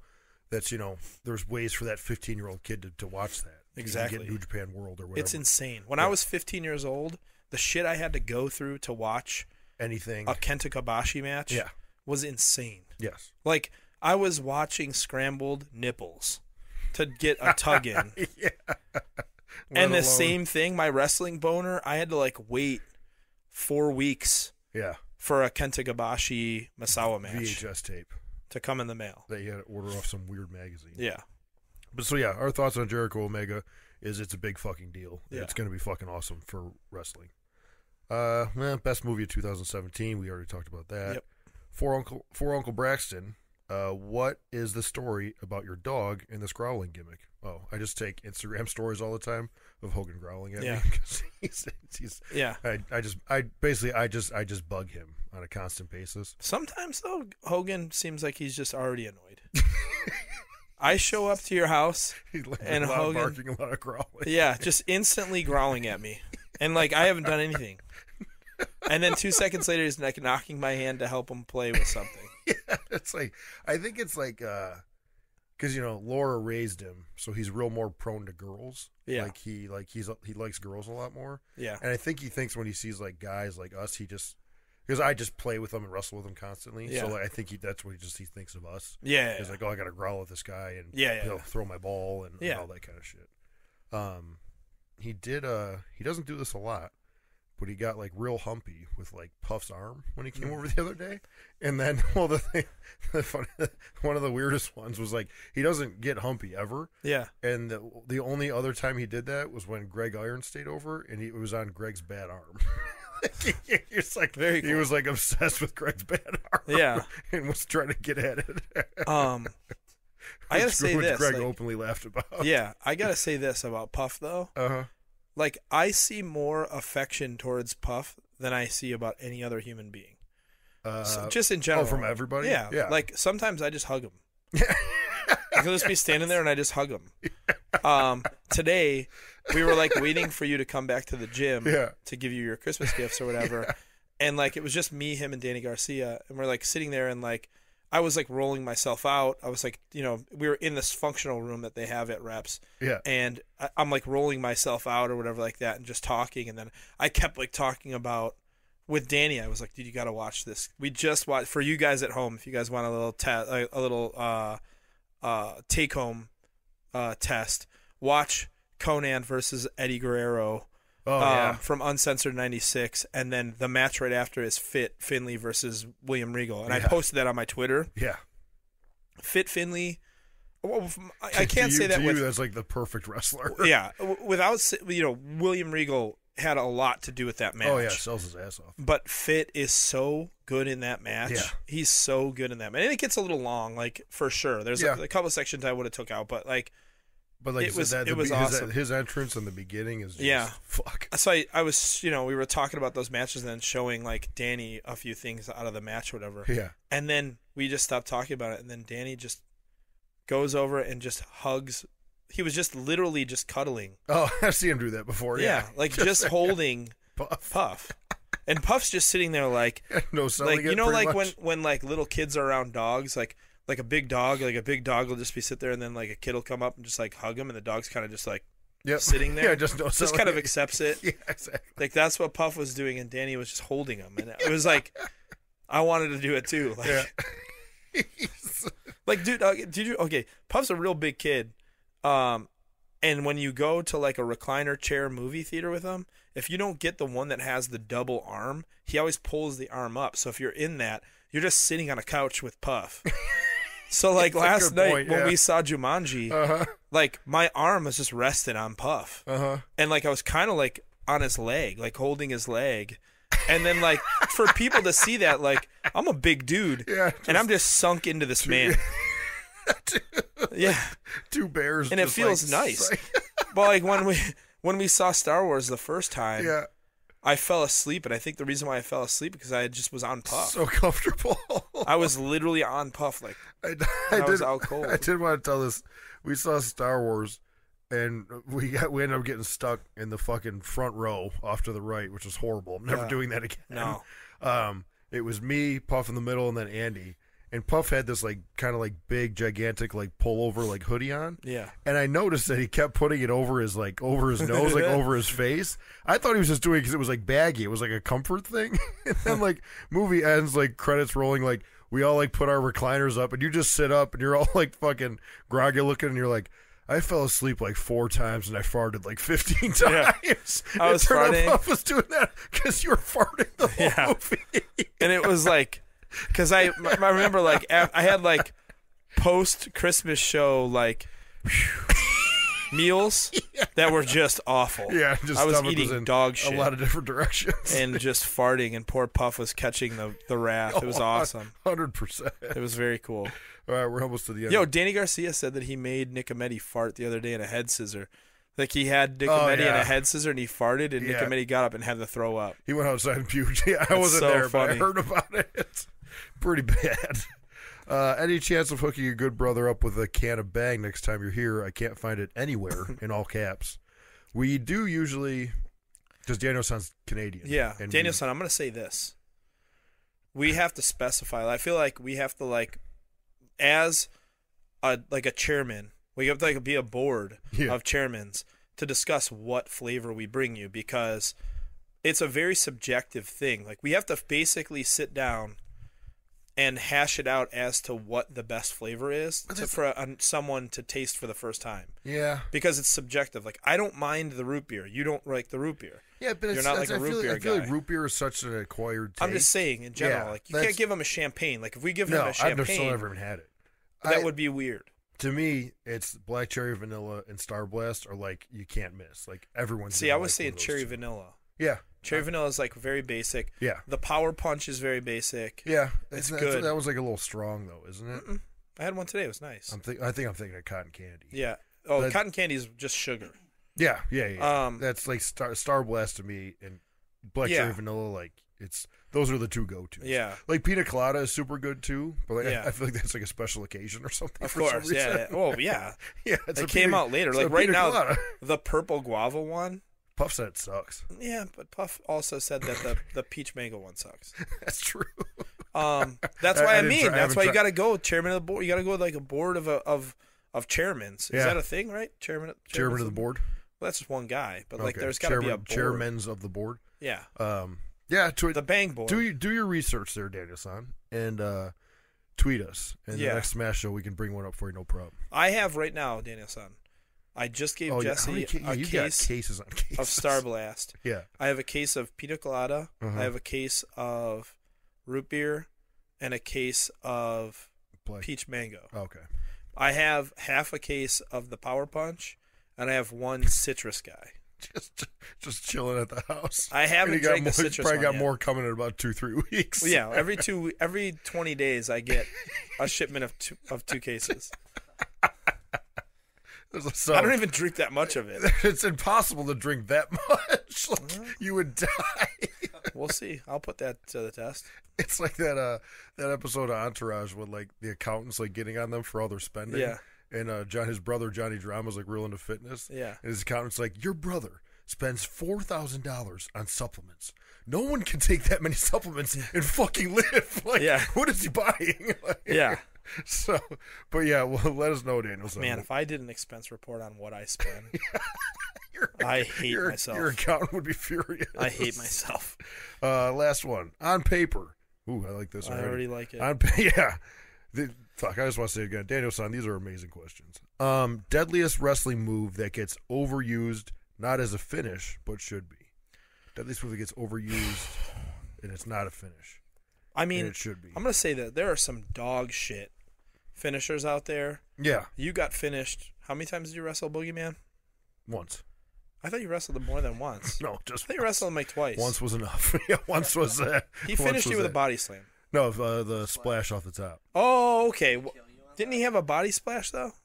Or I mean, a body slam, like I don't think finish. so. Running power slap. His old one, his original. I'll give you the story.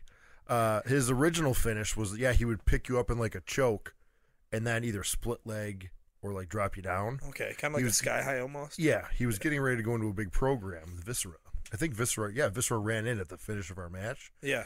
Very cool. Yeah, so I oiled his back for him. He asked me, brother, because that's what he was doing the big Big Daddy V. And he was covered in baby oil. Got brother's back for him. So what they came up with was, and they pitched. I watched them pitch this to Dusty Rhodes and Ricky Steamboat, the agents. Yeah. They were working Insane. up to a big pay-per-view match, and they said, he can't give that finish to Big Daddy V. So he's like, so we want to, we want him to be able to do something where people think like, oh, he could beat Big Daddy V with that. Yeah. And he practiced the splash like during the day onto crash pads, and everyone was like, holy fuck, that's fucking awesome. So they pitched him doing the splash, and I remember Big Daddy V was like, yeah, right now he explained the finish that Boogeyman was using, and Dusty Rhodes goes, yeah, which I hate.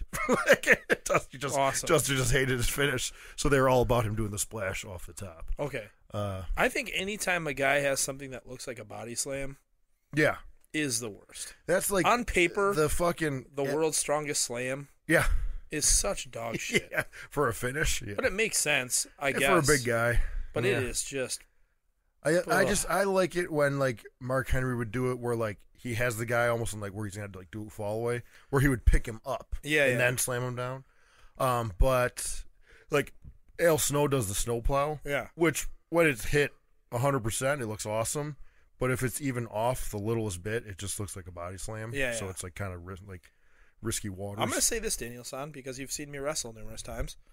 Chokeslam. On paper, it sounds awesome. Yeah. Doing it is the most unbelievable move.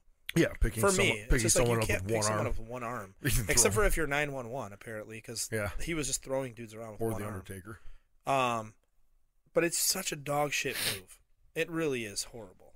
Yeah. I just changed mine to the Butcher Block, which is my own version of a chokeslam now. Where and it was kind of cool. Like when I did it the scatter. Hockey. Try to say hacker. Hockey. Scatter O'Connor. When I gave it to Hacker, he was like, "Dude, I've never seen anyone do anything like that." And I was like, "Yeah, fuck yeah." I did 2 things or 3 things that weekend that Hacker is like, "I've never seen anyone do." I that remember before. you kept talking about ideas, and he was like, "This fucking guy." He's like, "What the fuck, man?" Like, just creative mind going. And it was just that dude. You have to remember that I come from like an art background. Like I play guitar in a band, and I'm an artsy guy that like sits around and thinks of creative things. Mm-hmm. You know, and like I remember when I was training with Roderick Strong, like Roddy, I was trying to do a fisherman. I would pick the guy up fisherman and go out for a power bomb, for like out of a fisherman bust. Oh yeah. And like Roddy's just like, dude, just do a power bomb. Yeah. And I was like, why? And he's like, well, they land like a power bomb, right? And I was like, well, yeah. And he goes, okay, is it gonna feel any different if you pick him up in a fisherman thing? I was like, well, no. And he was like, then do a fucking power bomb. Yeah. And I was just like, okay. And then I realized that like I always explain that I have different ways to explain pro wrestling in my brain. And one way is like chaining. When you're chaining in the beginning of a match or like going hold for hold, it's pathways. It's all pathways. So if you go left, there's certain pathways you can make other than when you go right, there's pathways. Like if you go to a hammerlock, there's different pathways to get to a wrist lock or a head, a headlock, or you know what I mean? It's just all pathways. And I started realizing that like power bombs are awesome. Yeah. It's just how the cool creative part is how you get to the power bomb. Yes. Right? Yeah. So it's another pathway of like, okay, this is a tree in the middle of the path. How am I going to cut it down? Mm-hmm. You know what I mean? I don't have an axe. So what I'm going to do is I'm going to do it this You got to way. get creative about it. Exactly. Yeah. So that's kind of how I look at it. It's like, okay, tons of dudes are doing Rainmakers. Mhm. You know, just a ripcord Clothesline. lariat. Yep. So it's like, all right, I'm going to do it this way. So I just go under the dude, swim through the dude's arm a different way. Yeah. It still ends with me doing a short arm Yeah. lariat. Super smart. You know what I That's- AJ Styles said the same thing. He was like, It's all pathways. he was like, I just, he's like, if I do like his knee drop, he does, but he like swivels his knees. Yeah. He's just he always compares it to like Muda's like elbow drop. Like it's just an Exactly. elbow drop, but it was like Muda It's had a the certain way pathway. he did that. So he's Yeah. like, I want to do things like that too, where people are like, oh, that's AJ Styles' knee Yes. drop because he does it this way. Exactly. It's a really smart way. And to look that's at how, like, when I thought of it, it's like, these are just moves. Mhm. And in the end, the dude's laying flat on his back. Basically, it's not what you do, it's how you do it. Yeah. That's So it's like Seb really wanted me to finish with a choke slam. Well, Seb, I'm gonna change the choke slam. A little bit. here's You know what I what- mean? yeah, here's what and I'm it's gonna still it looks like an Uranagi now when they like land or whatever like that. Yeah. And it like still the same effect. And I've realized that it takes both of my arms to do it. Mhm. So now I can go up and over like an exploder almost if I wanted to. yeah. And change it. I can hit it from a sidewalk slam. I can do it 20 different ways if I wanted to do it. You Yeah. know what I mean? So I could technically do it any way I want to do it. Yeah. It's That the, way. It's the butcher block. It's the butcher block. Yeah. Because I'm the fucking butcher. I've heard like a lot of veterans get, well, like, not mad, but they just think like, when Jake the Snake Roberts did the DDT, it was such a big deal, and Yeah. now DDTs are just such a, Oh, yeah. I mean, just such a throwaway. And there's a million different variations, and guys can take them where they fucking spike on their heads and all this Yeah. shit now. But like, I remember I worked Matt Taven at an indie show, and he finished me with he did a fucking sweet Jimmy Superfly Snuka's fucking splash off the top. Yeah, I remember. And I remember it was sweet. Mick Foley watched our match and put us over the whole time, which was Yeah. nice. But then he even said, he was like, yeah, I was watching you guys at the end, and he's like, guys get so carried away with like falsies and stuff these days, and he's like, you hit that splash, and I was thinking like how, when I was a kid, like Jimmy Superfly hitting that was like such a big deal. Yeah. You know what I mean? He's like, and then it was the finish, so I was really happy. Yeah, I think you guys use that for That's the finish. awesome. Yeah. So yeah, I don't know. Those are the two things I can think of off the top of my head. Yeah, definitely. I know that like Gregory Iron has I was at the match. I don't know if it was a match you went with me to AIW. We were like watching a match, and this is when Gregory Iron was basically managing Alex Daniel, and a guy hit a reverse Rana, and Greg was on the outside, and he heard a kid behind him go like, "Oh, it's just a reverse Rana." Yeah. Like it's not over with. It's just a reverse Rana. Yeah. Nobody finishes. If I with that. think of when I was a kid, if I saw someone hit a reverse Rana on a guy, you think the guy was dead. I was like, well, there he goes. He's Yeah. gone. Like, I'm going to read this in the paper tomorrow. Like, his Yeah. neck is broken. Yeah. He's dead. It's over. That's that. Yep. And, like, now reverse Ranas are like, Well, that was there was a match with Mike Bailey. It was Speedball and Riddle. And they did a reverse Rana off the top rope. Wait. They did a Canadian Destroyer off the Canadian top Destroyer rope. off the top rope, They also yeah. did a reverse Oh. Rana off one. Okay. And Gotcha. I mean, the match was still going. Yeah. And it was like, I mean, that match was unfucking real. I'm actually really upset I didn't watch it. It was really good. Sammy Callahan said it was a match of the year candidate. I'm 100% not taking anything away from the match, but it was like, in my head, I was that kid. I was like, oh, it's just a reverse run off the top. Yeah, that's not the finish. As my mouth is saying, my brain is saying it, I'm like, what the fuck? yeah. Like, you know what I mean? I was like, oh no, I just saw a zombie like riding a unicorn outside. Uh-huh. You know what I mean? Like, it was on the same level as that. Like, oh, I saw an alien. Yeah. You know what I mean? Like, it was insane. I don't know why that makes me think On of, paper, a the reverse one- Rana, you're dead. The one big highlight from ECW back in the day was always, I think it's Sabu and Jericho. I know it's Sabu, but I think it's Jericho. There's a table on the guardrail in the apron, Yep. and then Sabu runs, jumps on the top rope, and then jumps and DDTs Jericho through the table. And what I really liked about that was then Sabu, it's the second ECW pay-per-view from Yeah. WWE, and it's Sabu versus Rey Mysterio. You ever seen it before? No. It's like, a dream match, Sabu versus Yeah. Rey Mysterio. It's fucking perfect. Yeah. Like, and plus, like, not a knock here, but like, you never know what Sabu you're gonna get. Yep. Like, dude, he showed up 100%. Yeah. He, like, hit everything. I had to have seen it. It's so fucking good, man. Like, Yeah. I was saying, like, as a wrestling fan, as far as a dream match, Sabu versus Rey Mysterio, it's fucking perfect. Yeah. And they did and it's cool. They did that as the finish, and it's like that's just you know, something like that, yeah, both guys should be dead. Yeah. And like they hit that, and it's just a double finish. They both get like stretchered out. Yeah, and like yeah. that's the end of the match. They're both like, up, they killed each other. Yeah, like that's awesome. Yeah, it's fucking so cool, man. I love that match. Danielson again, thank you, buddy. Next question is from Red Howard, and this I took a glimpse at this. This is fucking sweet. Huge fan of the podcast. I was actually the guy who yelled "Heats in the Ring, brother" at the Christmas show. Remember when you were talking? Yeah, it was. Yes. I said the fucking timing of that was because you were just like you were going. Yeah. And then like as you were going, just I was like "Heat's in the ring," and you were just like, "And the heat's in the ring, brother." It was so good, man. So perfect. Living in the moment. Yeah, That was like it was organic, as I was talking earlier. That was organic. You blasted me. Yeah. You set that up. My question is, what are your guys' favorite championship belts based on strictly aesthetics and not nostalgia or prestige? I always wanted that big gold belt from WCW. Yeah, that's NWA. my least like. I love it. When I was a kid, to me it was like it was too much. It was like it was so big and gaudy, it almost looked fake to me. Like it was, But it Flair, was too big. it was on Flair's waist. It's I don't know. Like I think it's just the perfect example of like, you know, I was the WWF guy. Like that Hogan, like Shawn Michaels belt to me, like that was like the real belt. Yeah. Or something, I guess. Yeah. Yeah, We're definitely divided on that it's just two opposites, man. Context But I on mean, that the one. fucking they brought it back, which is cool. But back in the day, that white championship intercontinental title, the Mr. Perfect had was fucking super cool. Yeah.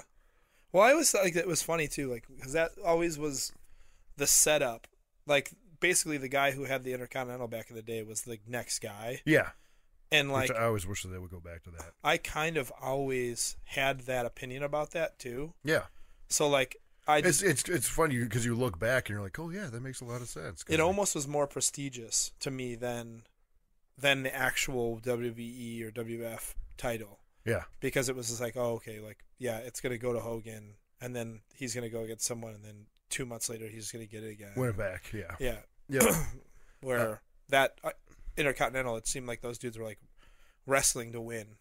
Yeah. Well, that was, they were supposed to be like the workhorses, like Shawn Michaels, Bret Hart, Mr. Perfect. Like, they had the fucking good matches. Yep. This is from good brother Bennett Cole. I knew him as Bud Brewski. I actually went to wrestling school with Bud.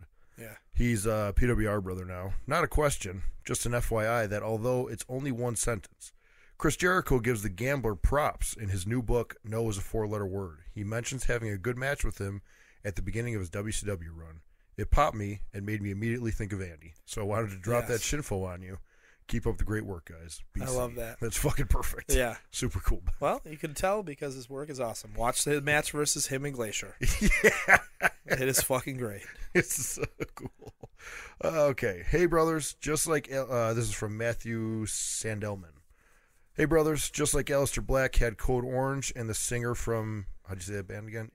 Incendiary. Yep. Play live for his entrance at NXT TakeOver. What live band would you guys have play for your entrances? Weird Al.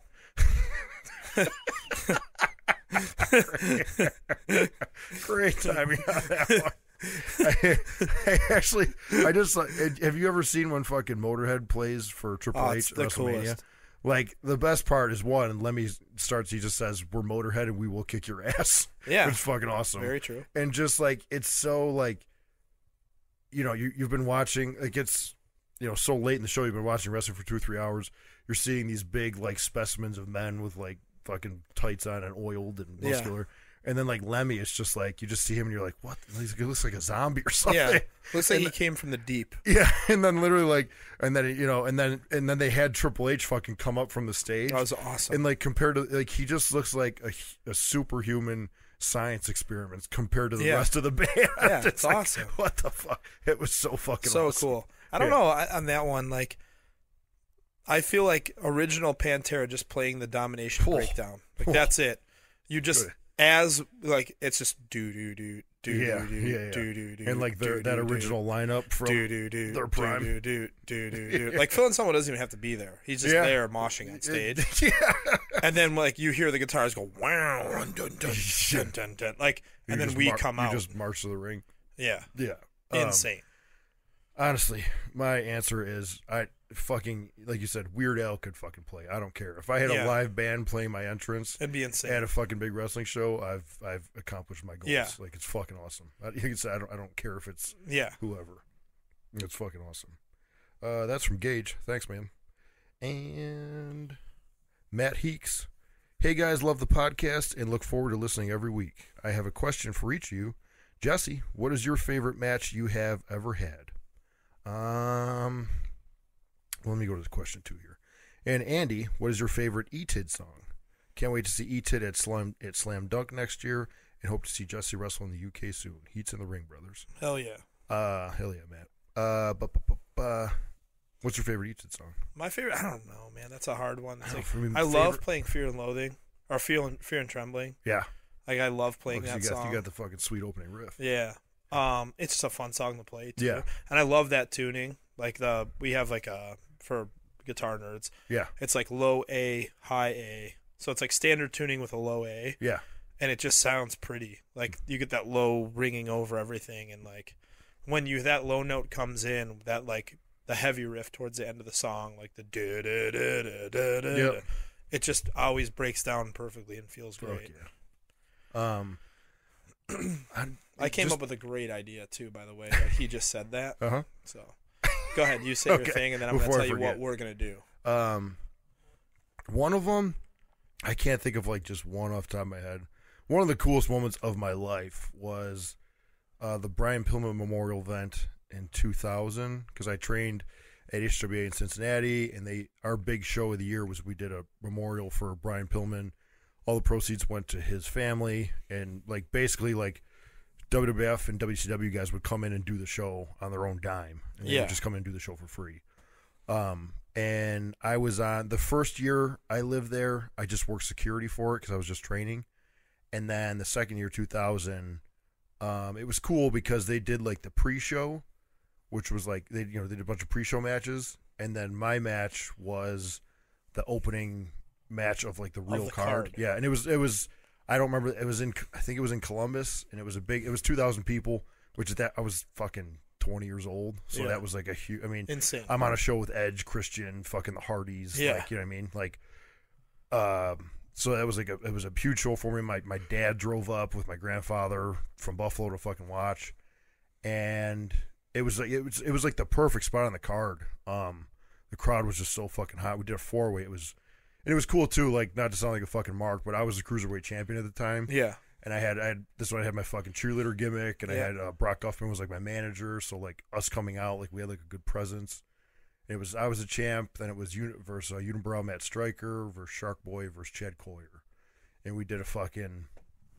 It was just I got to do we did a big dive sequence, and I did the last one, a big crossbody off the top on everybody, and it just got like a big standing fucking reaction, and like it was just fucking awesome. We got like really high praise for it and stuff, and at such a young age. Again, just the fact that my dad was there was like it was a really cool moment for me. Yeah, of course. And that was actually to put over Les Thatcher too. I remember, I think Les, like my dad talked to, like he just said something to Les like, "Hey, well, I'm Jesse's father," and like Les like kind of like stopped for a second. He was, "Hey, like Jesse's like really really good at this. Like he can do something with this." You know what I mean? It was really cool. That's awesome. And then I guess more recently, like I just had me and Davey Richards from Smash Wrestling this past year. It was in London. I don't know. It was just fucking perfect. Yeah, that was Super that day. fun, I got texts from. I was somewhere on tour. That's the one I said. That's one of the Europe. best indie shows I've ever been on. And like I got texts from every dude. Yeah. That was on the show. Like Kevin texted me that night. Yep. Lockwood texted me, or Blackwood texted me that night. You texted me that night. It was that the first show in London, Ontario for Smash? Which one was this? I worked Davey Richards. I'm trying to remember who you worked. That was at least one of the first 2 shows in London. I don't think it was the first one because I think I remember telling Davey it was a really cool venue because I'd been there before. Well, the venue, they did the one. It was the music hall. That all wooden place. It was the first time it was ever at the music hall. Okay. Because we were just there. Yeah. Every time I had just played there. Okay. Yeah. I don't know. It was just like stage was set. Tyson? I might have. Maybe. The crowd was really good for you? Yeah. Yeah. Was I main event on that card against Tyson? Title match or whatever? It might have been. I know that you texted me that night, and you were like, "Tonight was amazing." Yeah. I Like, think you we all, texted me. Everybody yeah, texted me that night. Lakemark Black. I think we all had like really good matches. I remember I texted you when you wrestled Mike for that. Oh yeah. That That was in Phoenix. That was at the Phoenix. Yeah. That was such a magical night, like with his match with Rollins and the Yeah, when me and Oh. match. Yeah, me and Psycho Mike did like a gimmick "What's in the Box" match. That was for me like the aftermatch stuff was one of the best moments I've ever had in wrestling. Yeah. The whole crowd was fucking singing, and that I was don't remember super what it was, but you wrestled someone at London, and like everybody was like, that crowd was crazy. Like the places, like you were like, everybody was putting the venue over. cool. Yeah, Like it was awesome. And I had a chance. I got to wrestle there with Seb, and that was pretty cool because we Yeah. played there numerous times. the venue Smash Wrestling does in London, Ontario Yeah. was fucking But I think awesome. I'm wrestling. I think all three of us are wrestling there on the 21st. Yeah, Sunday after ESW, Yeah. January 21st. Yeah. Thank you for that, bro. That was awesome. Q&A. Oh, do you want to hear that idea though? Oh, I'm sorry. Yeah. So he wanted. Fuck He yeah. said really excited to see us at Slam Dunk Fest. Uh-huh. I think Progress runs a show just after that, a few days like after that. Yeah. I think it would be awesome if Jim Smallman Yeah. or Jimmy Havoc, if you guys are listening to Shout this, out to Jim Smallman. Yeah. you should have Clint Margera Uh-huh. versus Jimmy in a match. Uh-huh. Lights go out, and Big Butch the Blade are just in the ring, Yep. and then we go at it. It's the fucking ring. Yeah, Shit goes down. the Butcher and the Blade versus Clint and Jimmy Yeah. that night, Yeah. Just Book fucking it. pure chaos. and we will beat the shit out of them. We will fucking light the UK on fire. Yeah. No, I'm glad that brother just said that too, because that is one of my goals. Is like not just for me to get to wrestle in the UK this year, but yeah, for me and you to tag Yeah. in the UK, because it's so the fucking place to be right now. We'll wrestle anyone. Anyone, anywhere. anytime, anywhere. Yeah, Butcher and the Blade 2018 is gonna be a big year. yeah, But that's fucking what is, Slam Dunk Fest is in the UK. yeah. It's Memorial Day weekend. Oh, okay, that's Yeah. fucking badass. This one doesn't have a name on it. It says VSW.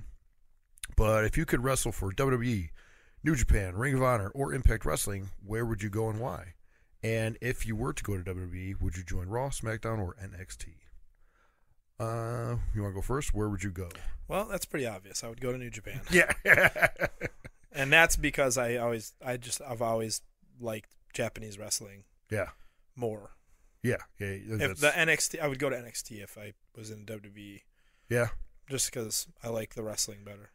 Yeah. Like it's It's just wrestling, exactly. and like the storylines are easy. Like it's just like this guy ran in my match, I need to now beat him up. The way it used to be, bud. Yeah. It's pretty plain. I mean, and it's simple. pretty easy. There's no one getting pregnant. Yeah. There's no like, Deep. yeah. Yeah. It's just Real deep it's just emotional. like, man, you got involved in my match.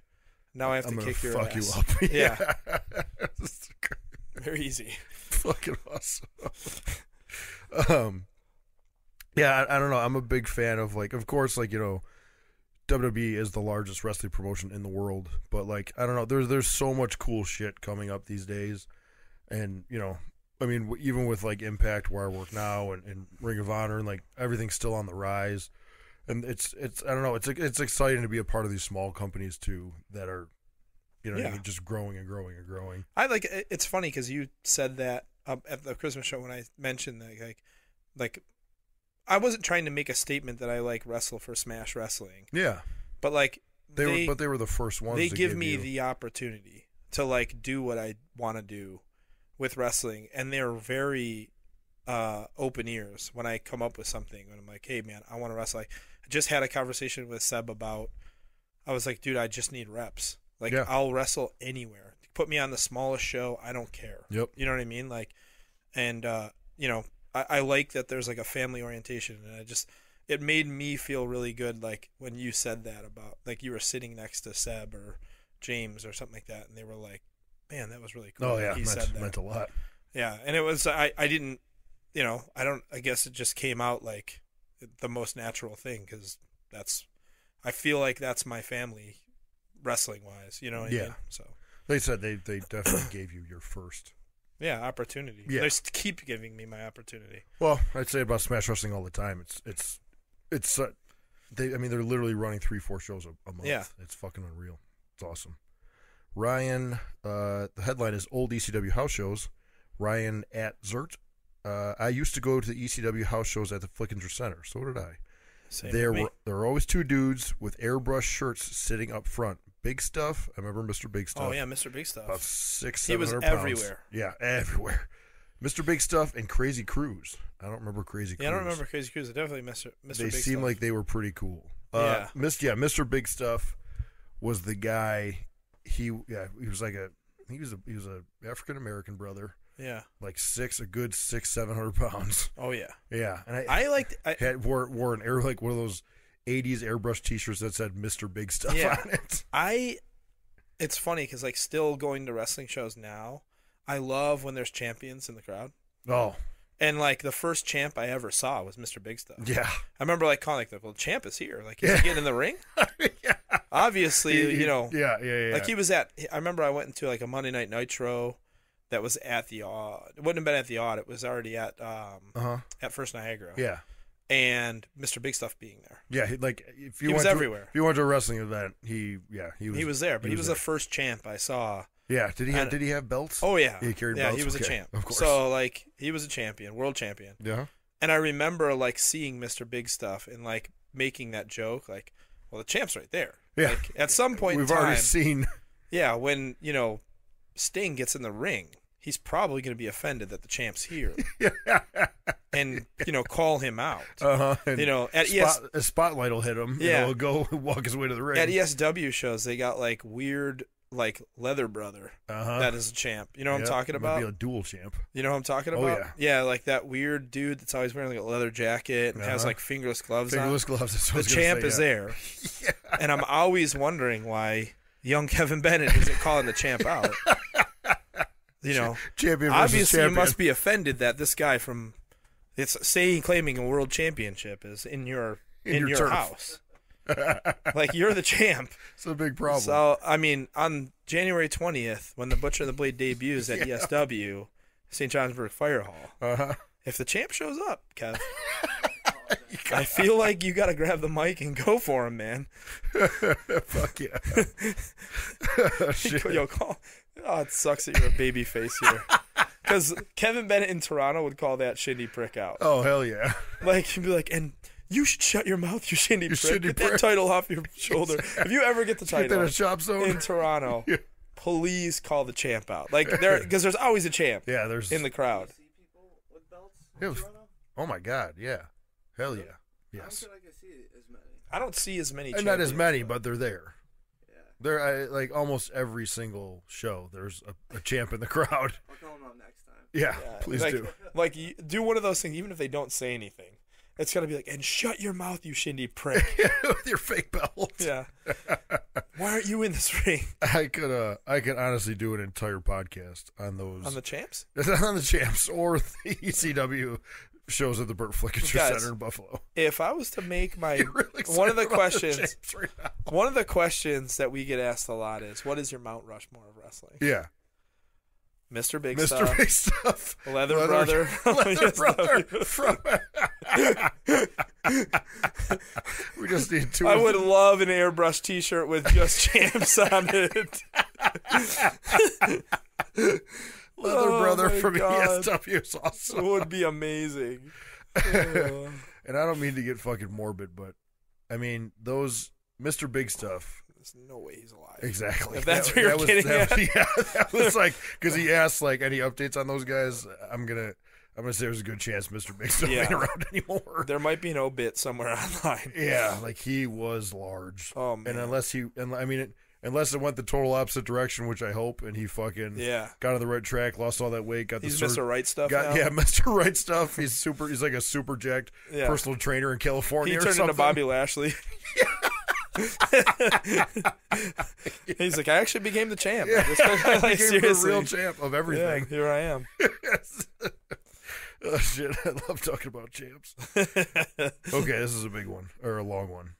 Brothers, Corey Wood, longtime listener, all of them to be exact. Fuck yeah. First time emailer, Fan of both your guys' work and have attended shows that Braxton Pepper worked and have been to almost every Time I Die show that's been in Georgia or within a few hours drive. Hell yes. Yes.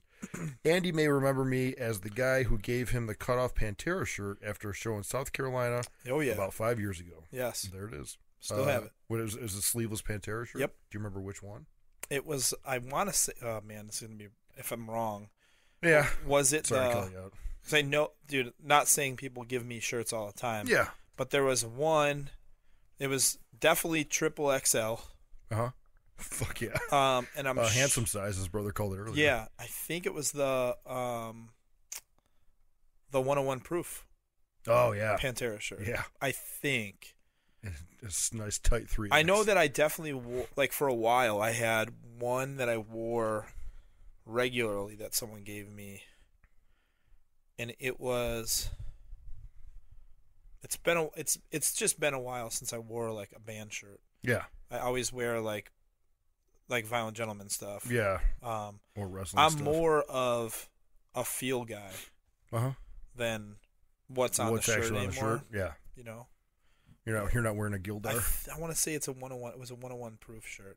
I might be way off on that, but Corey, I'm sorry. I did want to give props to when we saw Code Orange. Is her name Reba? Yeah, The Reba. chick, yeah, she had the like if it wasn't a 3X, it fit her like a 3X. Yeah. She had the real old school like where Yeah. it's like the whole shirt. Yeah. Like it said Pantera in red and all of them. Like I was really surprised she was wearing that. That's fucking. They're awesome. like, It's fucking awesome. this isn't a knock on Code Orange at all, but Yeah. they're like some of the most critical human beings. Like everything on I've the seen, earth. like I've seen her wear like Fear Factory shirts. Yeah. Like it's all like 90s, like Yeah. yeah, or just like striped like grunge shirts. Yeah. like Kurt Cobain Yeah. would wear. Yeah, which is kind of sweet. Okay, my question revolves around fitness advice. Over the last year, I decided to grow a set, fuck yeah, and get my life and health in check.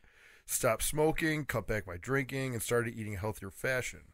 I started this journey at just over 500 pounds. Holy fuck. Yeah, he's a big brother. And in May, I have lost over 60 pounds. Fuck yeah. Just by walking around town. That's fucking awesome. I got into the gym at this point and have kind of been lost, honestly, as what to do, basically what to be doing. I do Yeah. some basic lifting, mostly machines, focusing separate on arms one day, then chest, shoulders, back another day, then legs day after that. I say this, Uh-huh. and this is my big opinion. I just told this to Puff the other day. Yeah, don't do just arms. Puff, yeah, Puff is. I would say Puff right now is probably under 400 pounds. Yeah. And it sucks to, like, I hate saying stuff like that in public because I don't know how people are about their weight or whatever like Yeah. that. Puff's a big dude. Uh-huh. And it's amazing how much drive Puff has. And I Yes. wish that you could, like, I wish someone could follow him around with a camera to see how much this kid does. Yeah. Because he does so much. Yeah. He busts his ass. Yep. And never once is he like, I don't know if I want to do that. Yeah. He tries Or like, oh, everything. I'm pretty tired today. I don't know. He tries everything. He just shows up That's at all times. Seb said the same thing about him in his seminar. He's like, Yeah. dude, Puff, like, if he can't do it, he'll at least try it. Yeah. You know what I mean? This is what so the other day he was like, hey, do you want to go to the gym? And I was like, oh man, I did PT this morning and I got to stay away from the shoulder. Yeah. If I go to the gym, I'm going to work out. Yeah. And I might hurt myself. And it's not a good more. idea right now. I say this, worry about getting the weight off. Yeah. Because if you're walking just over 500 pounds, Yep. is that what he said, right? Or I just think he's under now because he's lost Okay. 50, 60 pounds. like worry about getting to under 400. Yeah. Worry about getting under 300. Whatever your goal is, get under that. Yes. You know what I mean? So like, or get as close to that before worrying about doing an arm day. At this Because point in time, I would There's just such small muscles. yeah, I would just do full body and switch them up. Yeah. You know what I mean? So like if you're doing like pick like 2 exercises, if you're going to do like a full body workout, pick 2 exercises a day for each of them. So like if you're going to do a chest exercise, do like flat bench with dumbbells, and then like an incline with a barbell. Then the next day do like a flat bench with a barbell, inclines with a dumbbell. You know what I mean? Like like switch up your workouts daily, but still do the same thing. Like work on every body part. If you're gonna do an arm workout, do something that's like crazy reps too, and Yeah, don't like worry about 20. putting fucking. There's no point in Heavyweights. trying to put up a ton of weight. Like, it's cool. Everyone in the place is gonna look at you and go like, oh man, he's pretty strong. Yeah.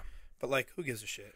I think he also said he does mostly machines. Yeah. Yeah. Try to start getting some free weights in there now Yeah, too. and you'll know how your body works. Yeah. Don't, That like way. Andy said, when we say free weights like that, yeah, don't worry if you get on a bench press and you can only do the bar with like a 25 on each side. Like, Yeah. no one gives a fuck.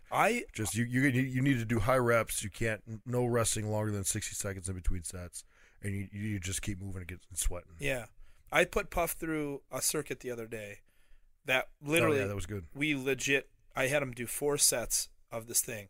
He grabbed the 40. He had 40 pounds. He had like the The preset 40-pound bar. The preset 40-pound bar straight, and I literally had him do a bent over row, like this, all straight into it for 10 reps each exercise for 10 reps. You want to keep your heartbeat going, and you basically want to get a pump.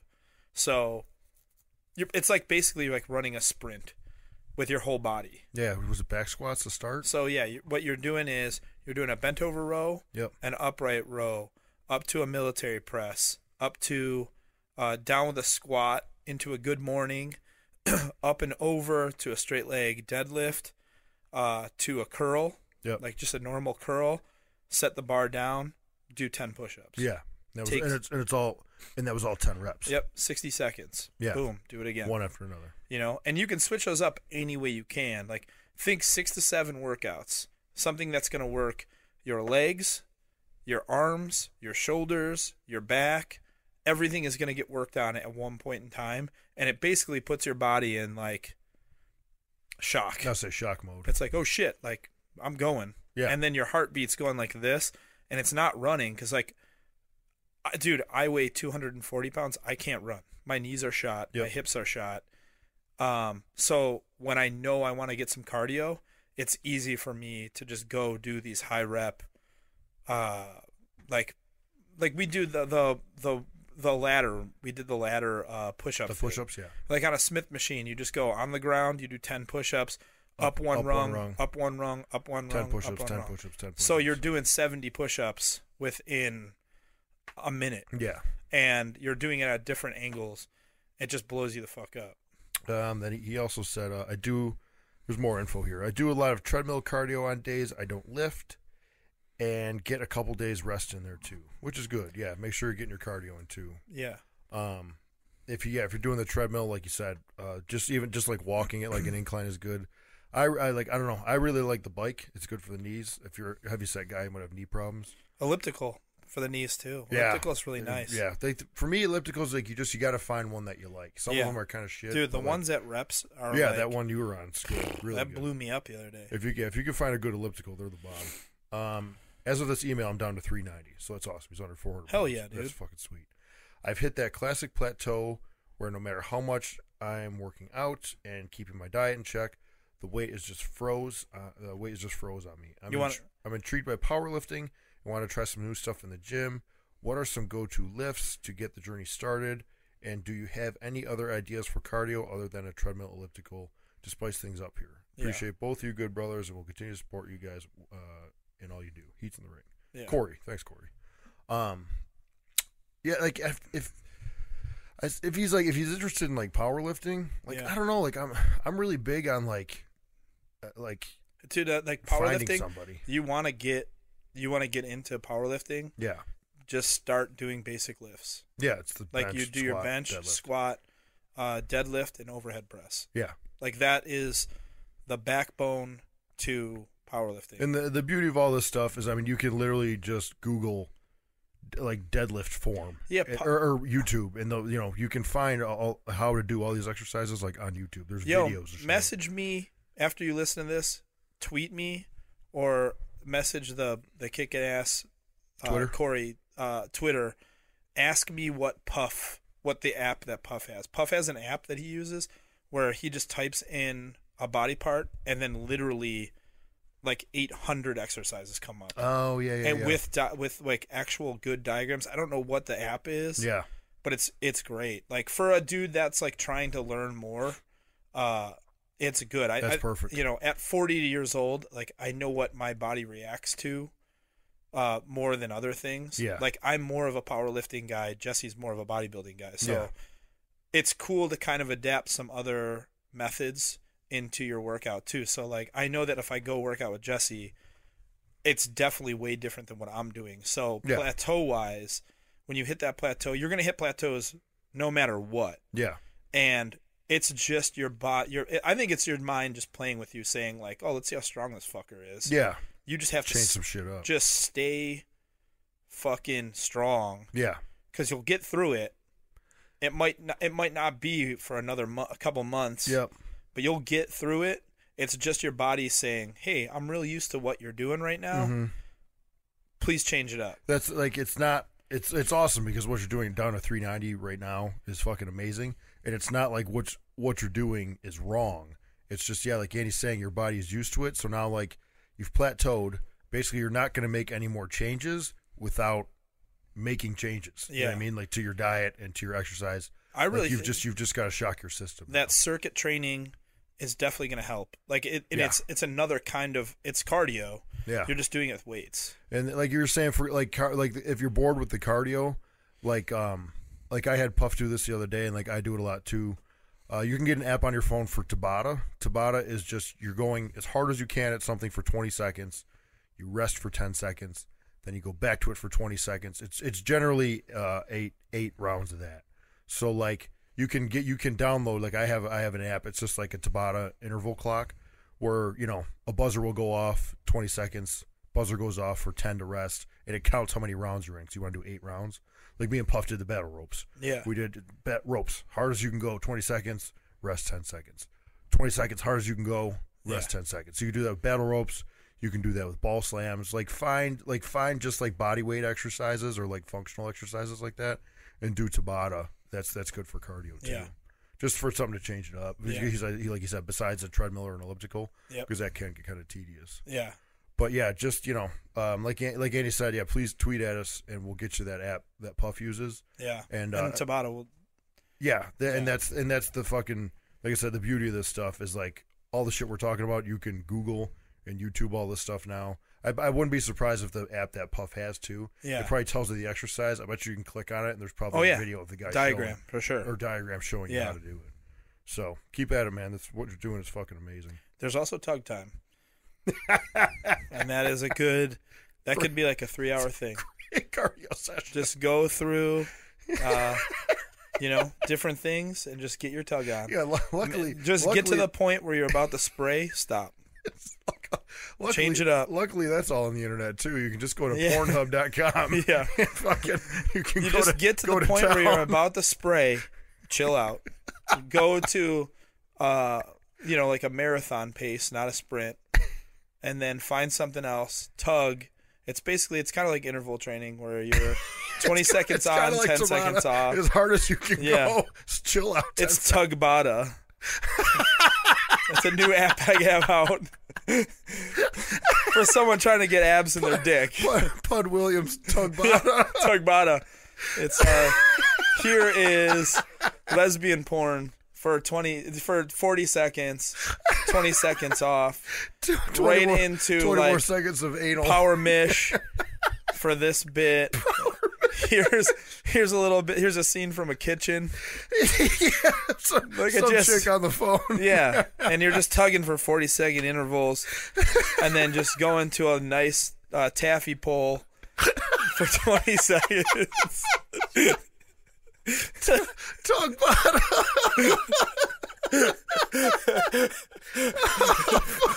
There's little videos for every 40 seconds. Yeah, it's real self-explanatory. It's just compilations. Oh, man. Oh boy. BBW for 20 seconds. Yeah. 10 seconds off. And at this way, you've got to find out what you're into. Yeah, you really discover a lot about yourself. Big Willie's Tugbata. Oh, fuck. Jeremy. I think this is the last one. Let me see here quick. All right. Yeah.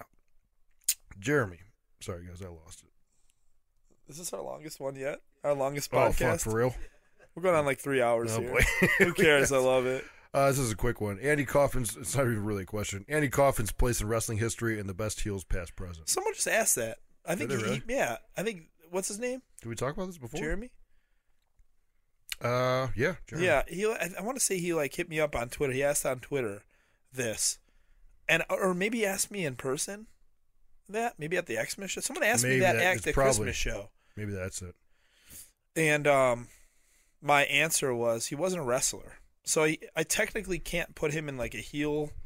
It's like saying that David Arquette was like one of the greatest champions of all time. What Andy Kaufman did was cool. Was awesome. Yeah, and it definitely like brought people to wrestling. I think it's awesome, but I wouldn't put him in the category with Ric Flair. Yeah, like he's the not dirtiest like, player in the game. Yeah, like Triple H in his prime. Yes, like he's not that guy. Yeah, like to say that he's like one of the greatest heels, I wouldn't. He definitely has a footnote in wrestling history. What he did was different, but I would never put him in the category of like greatest heels of all time. Yeah, I mean that's. I mean, I wouldn't even put him in the top 50. Yeah. And when it came to that, there's just so many people that I think like Roderick Strong is a great heel. Yeah. Like wrestler. I think, you know what I mean? Dick the Bruiser and Andy Kaufman. Yeah. Like it just doesn't. Yeah. Different, but very cool. Of course. We might actually. I would put. I'll tell you what, man. To like actually elaborate on that, I thought that that Bobby Roode's like NXT run was like awesome. One of the best heel runs ever. You could definitely tell that there was, and this is no knock on anyone that he worked in NXT, because he worked some of the greats, but like he was just on another level. Yeah, it's crazy. Yeah, like, his experience, his wrestling work rate is just bar awesome. None. Yes, real good shit. I think that's it, man. Yeah. All right. Well, that was a good podcast. we put some time in there. Yeah. Like it always weird like Tug Bada right there. Like it's like I always think of like I don't know. We're like fuck. Like of course we did that like at like hour 3. Yeah. I should have came up with that in the opening 20 minutes. Yeah. Hey, this isn't a wrestling match, man. Yeah, exactly. There's no shine. There's no heat. There's always heat. That's it. There's always heat in the ring. Yeah. Good shit. Yeah. I guess we should say Happy New Year because this is going to drop this Thursday. Yeah. And then New Year's coming up. We'll have. I'm not even ready. For 2018? No. Come on, man. Mm-mm. What do you mean? I don't know. I'm just not ready, man. I think that's bullshit. I think it is. I think you are ready. I don't think I am. Come on, man. No more dairy. Yeah, no more dairy, no more processed meat. We'll get a pizza tonight. Chill out a little bit. Well, maybe pizza until the New Year. Maybe a pizza on the daily. You're ready. You'll be fine. I don't know, man. I'm going in with a shoulder injury. I don't know. It's just bumps in the road. Yeah. You've been there 100 times. Oh, millions. Yeah. We got Hacker Scotty O'Shea coming on next week. That's for those of you who don't. Talking shop with Hacker is the fucking best. Yeah. So that's gonna be a good one. Yeah. We're looking forward to it. Yeah, well, I feel like that whole because we're in the middle of a storyline. I have to. Well, kayfabe. Yeah. That I have to. I'll call him Curtis the whole time. There you go. Yeah, we're talking to our friend Curtis. Yeah. About wrestling. A man Curtis came down from Canada. Yes. We're here talking to him. Yeah, it's gonna be a good one. That's like I guess like getting Greg on was an anticipated one for me. Yeah. Getting Dick on was an anticipated one for me. This one is like I think I'm anticipating it more. Yeah. Than both of those guys, and that's not like those are two of my like big time better friends in wrestling. Yeah, Hacker's a lot of times I get into a locker room and I ask Hacker where he's sitting, so I can sit next to him and just talk wrestling the whole time while I'm getting changed. It's the best. He's fantastic. And horror movies too. Big horror movie guy. Yeah, I'm still gonna kill him at some point in time. I'm gonna catch up to him, and I'm gonna kill him. And listen, Jim Smallman, I'll be over there. Slam dunk. Jimmy Havoc will be there. Mm-hmm. Clint Margera lives there. Mm-hmm. I don't know if he's wrestling for Progress that day, but you should have both of them wrestle, and then Big Butch and the Blade come down. Big running. And just smash house. It just turns into fucking full death. Yeah. Full death all day long. All right, guys. Heat's right here. On air fart. In the fucking. I really hope that picked up. It might. I don't know. It's a good mic. It smells awful. All right. Well, Heat's in the ring. the Happy heat New is Year. in the ring. Happy We'll see New you in Year. 2018. Merry Christmas. Thanks, guys.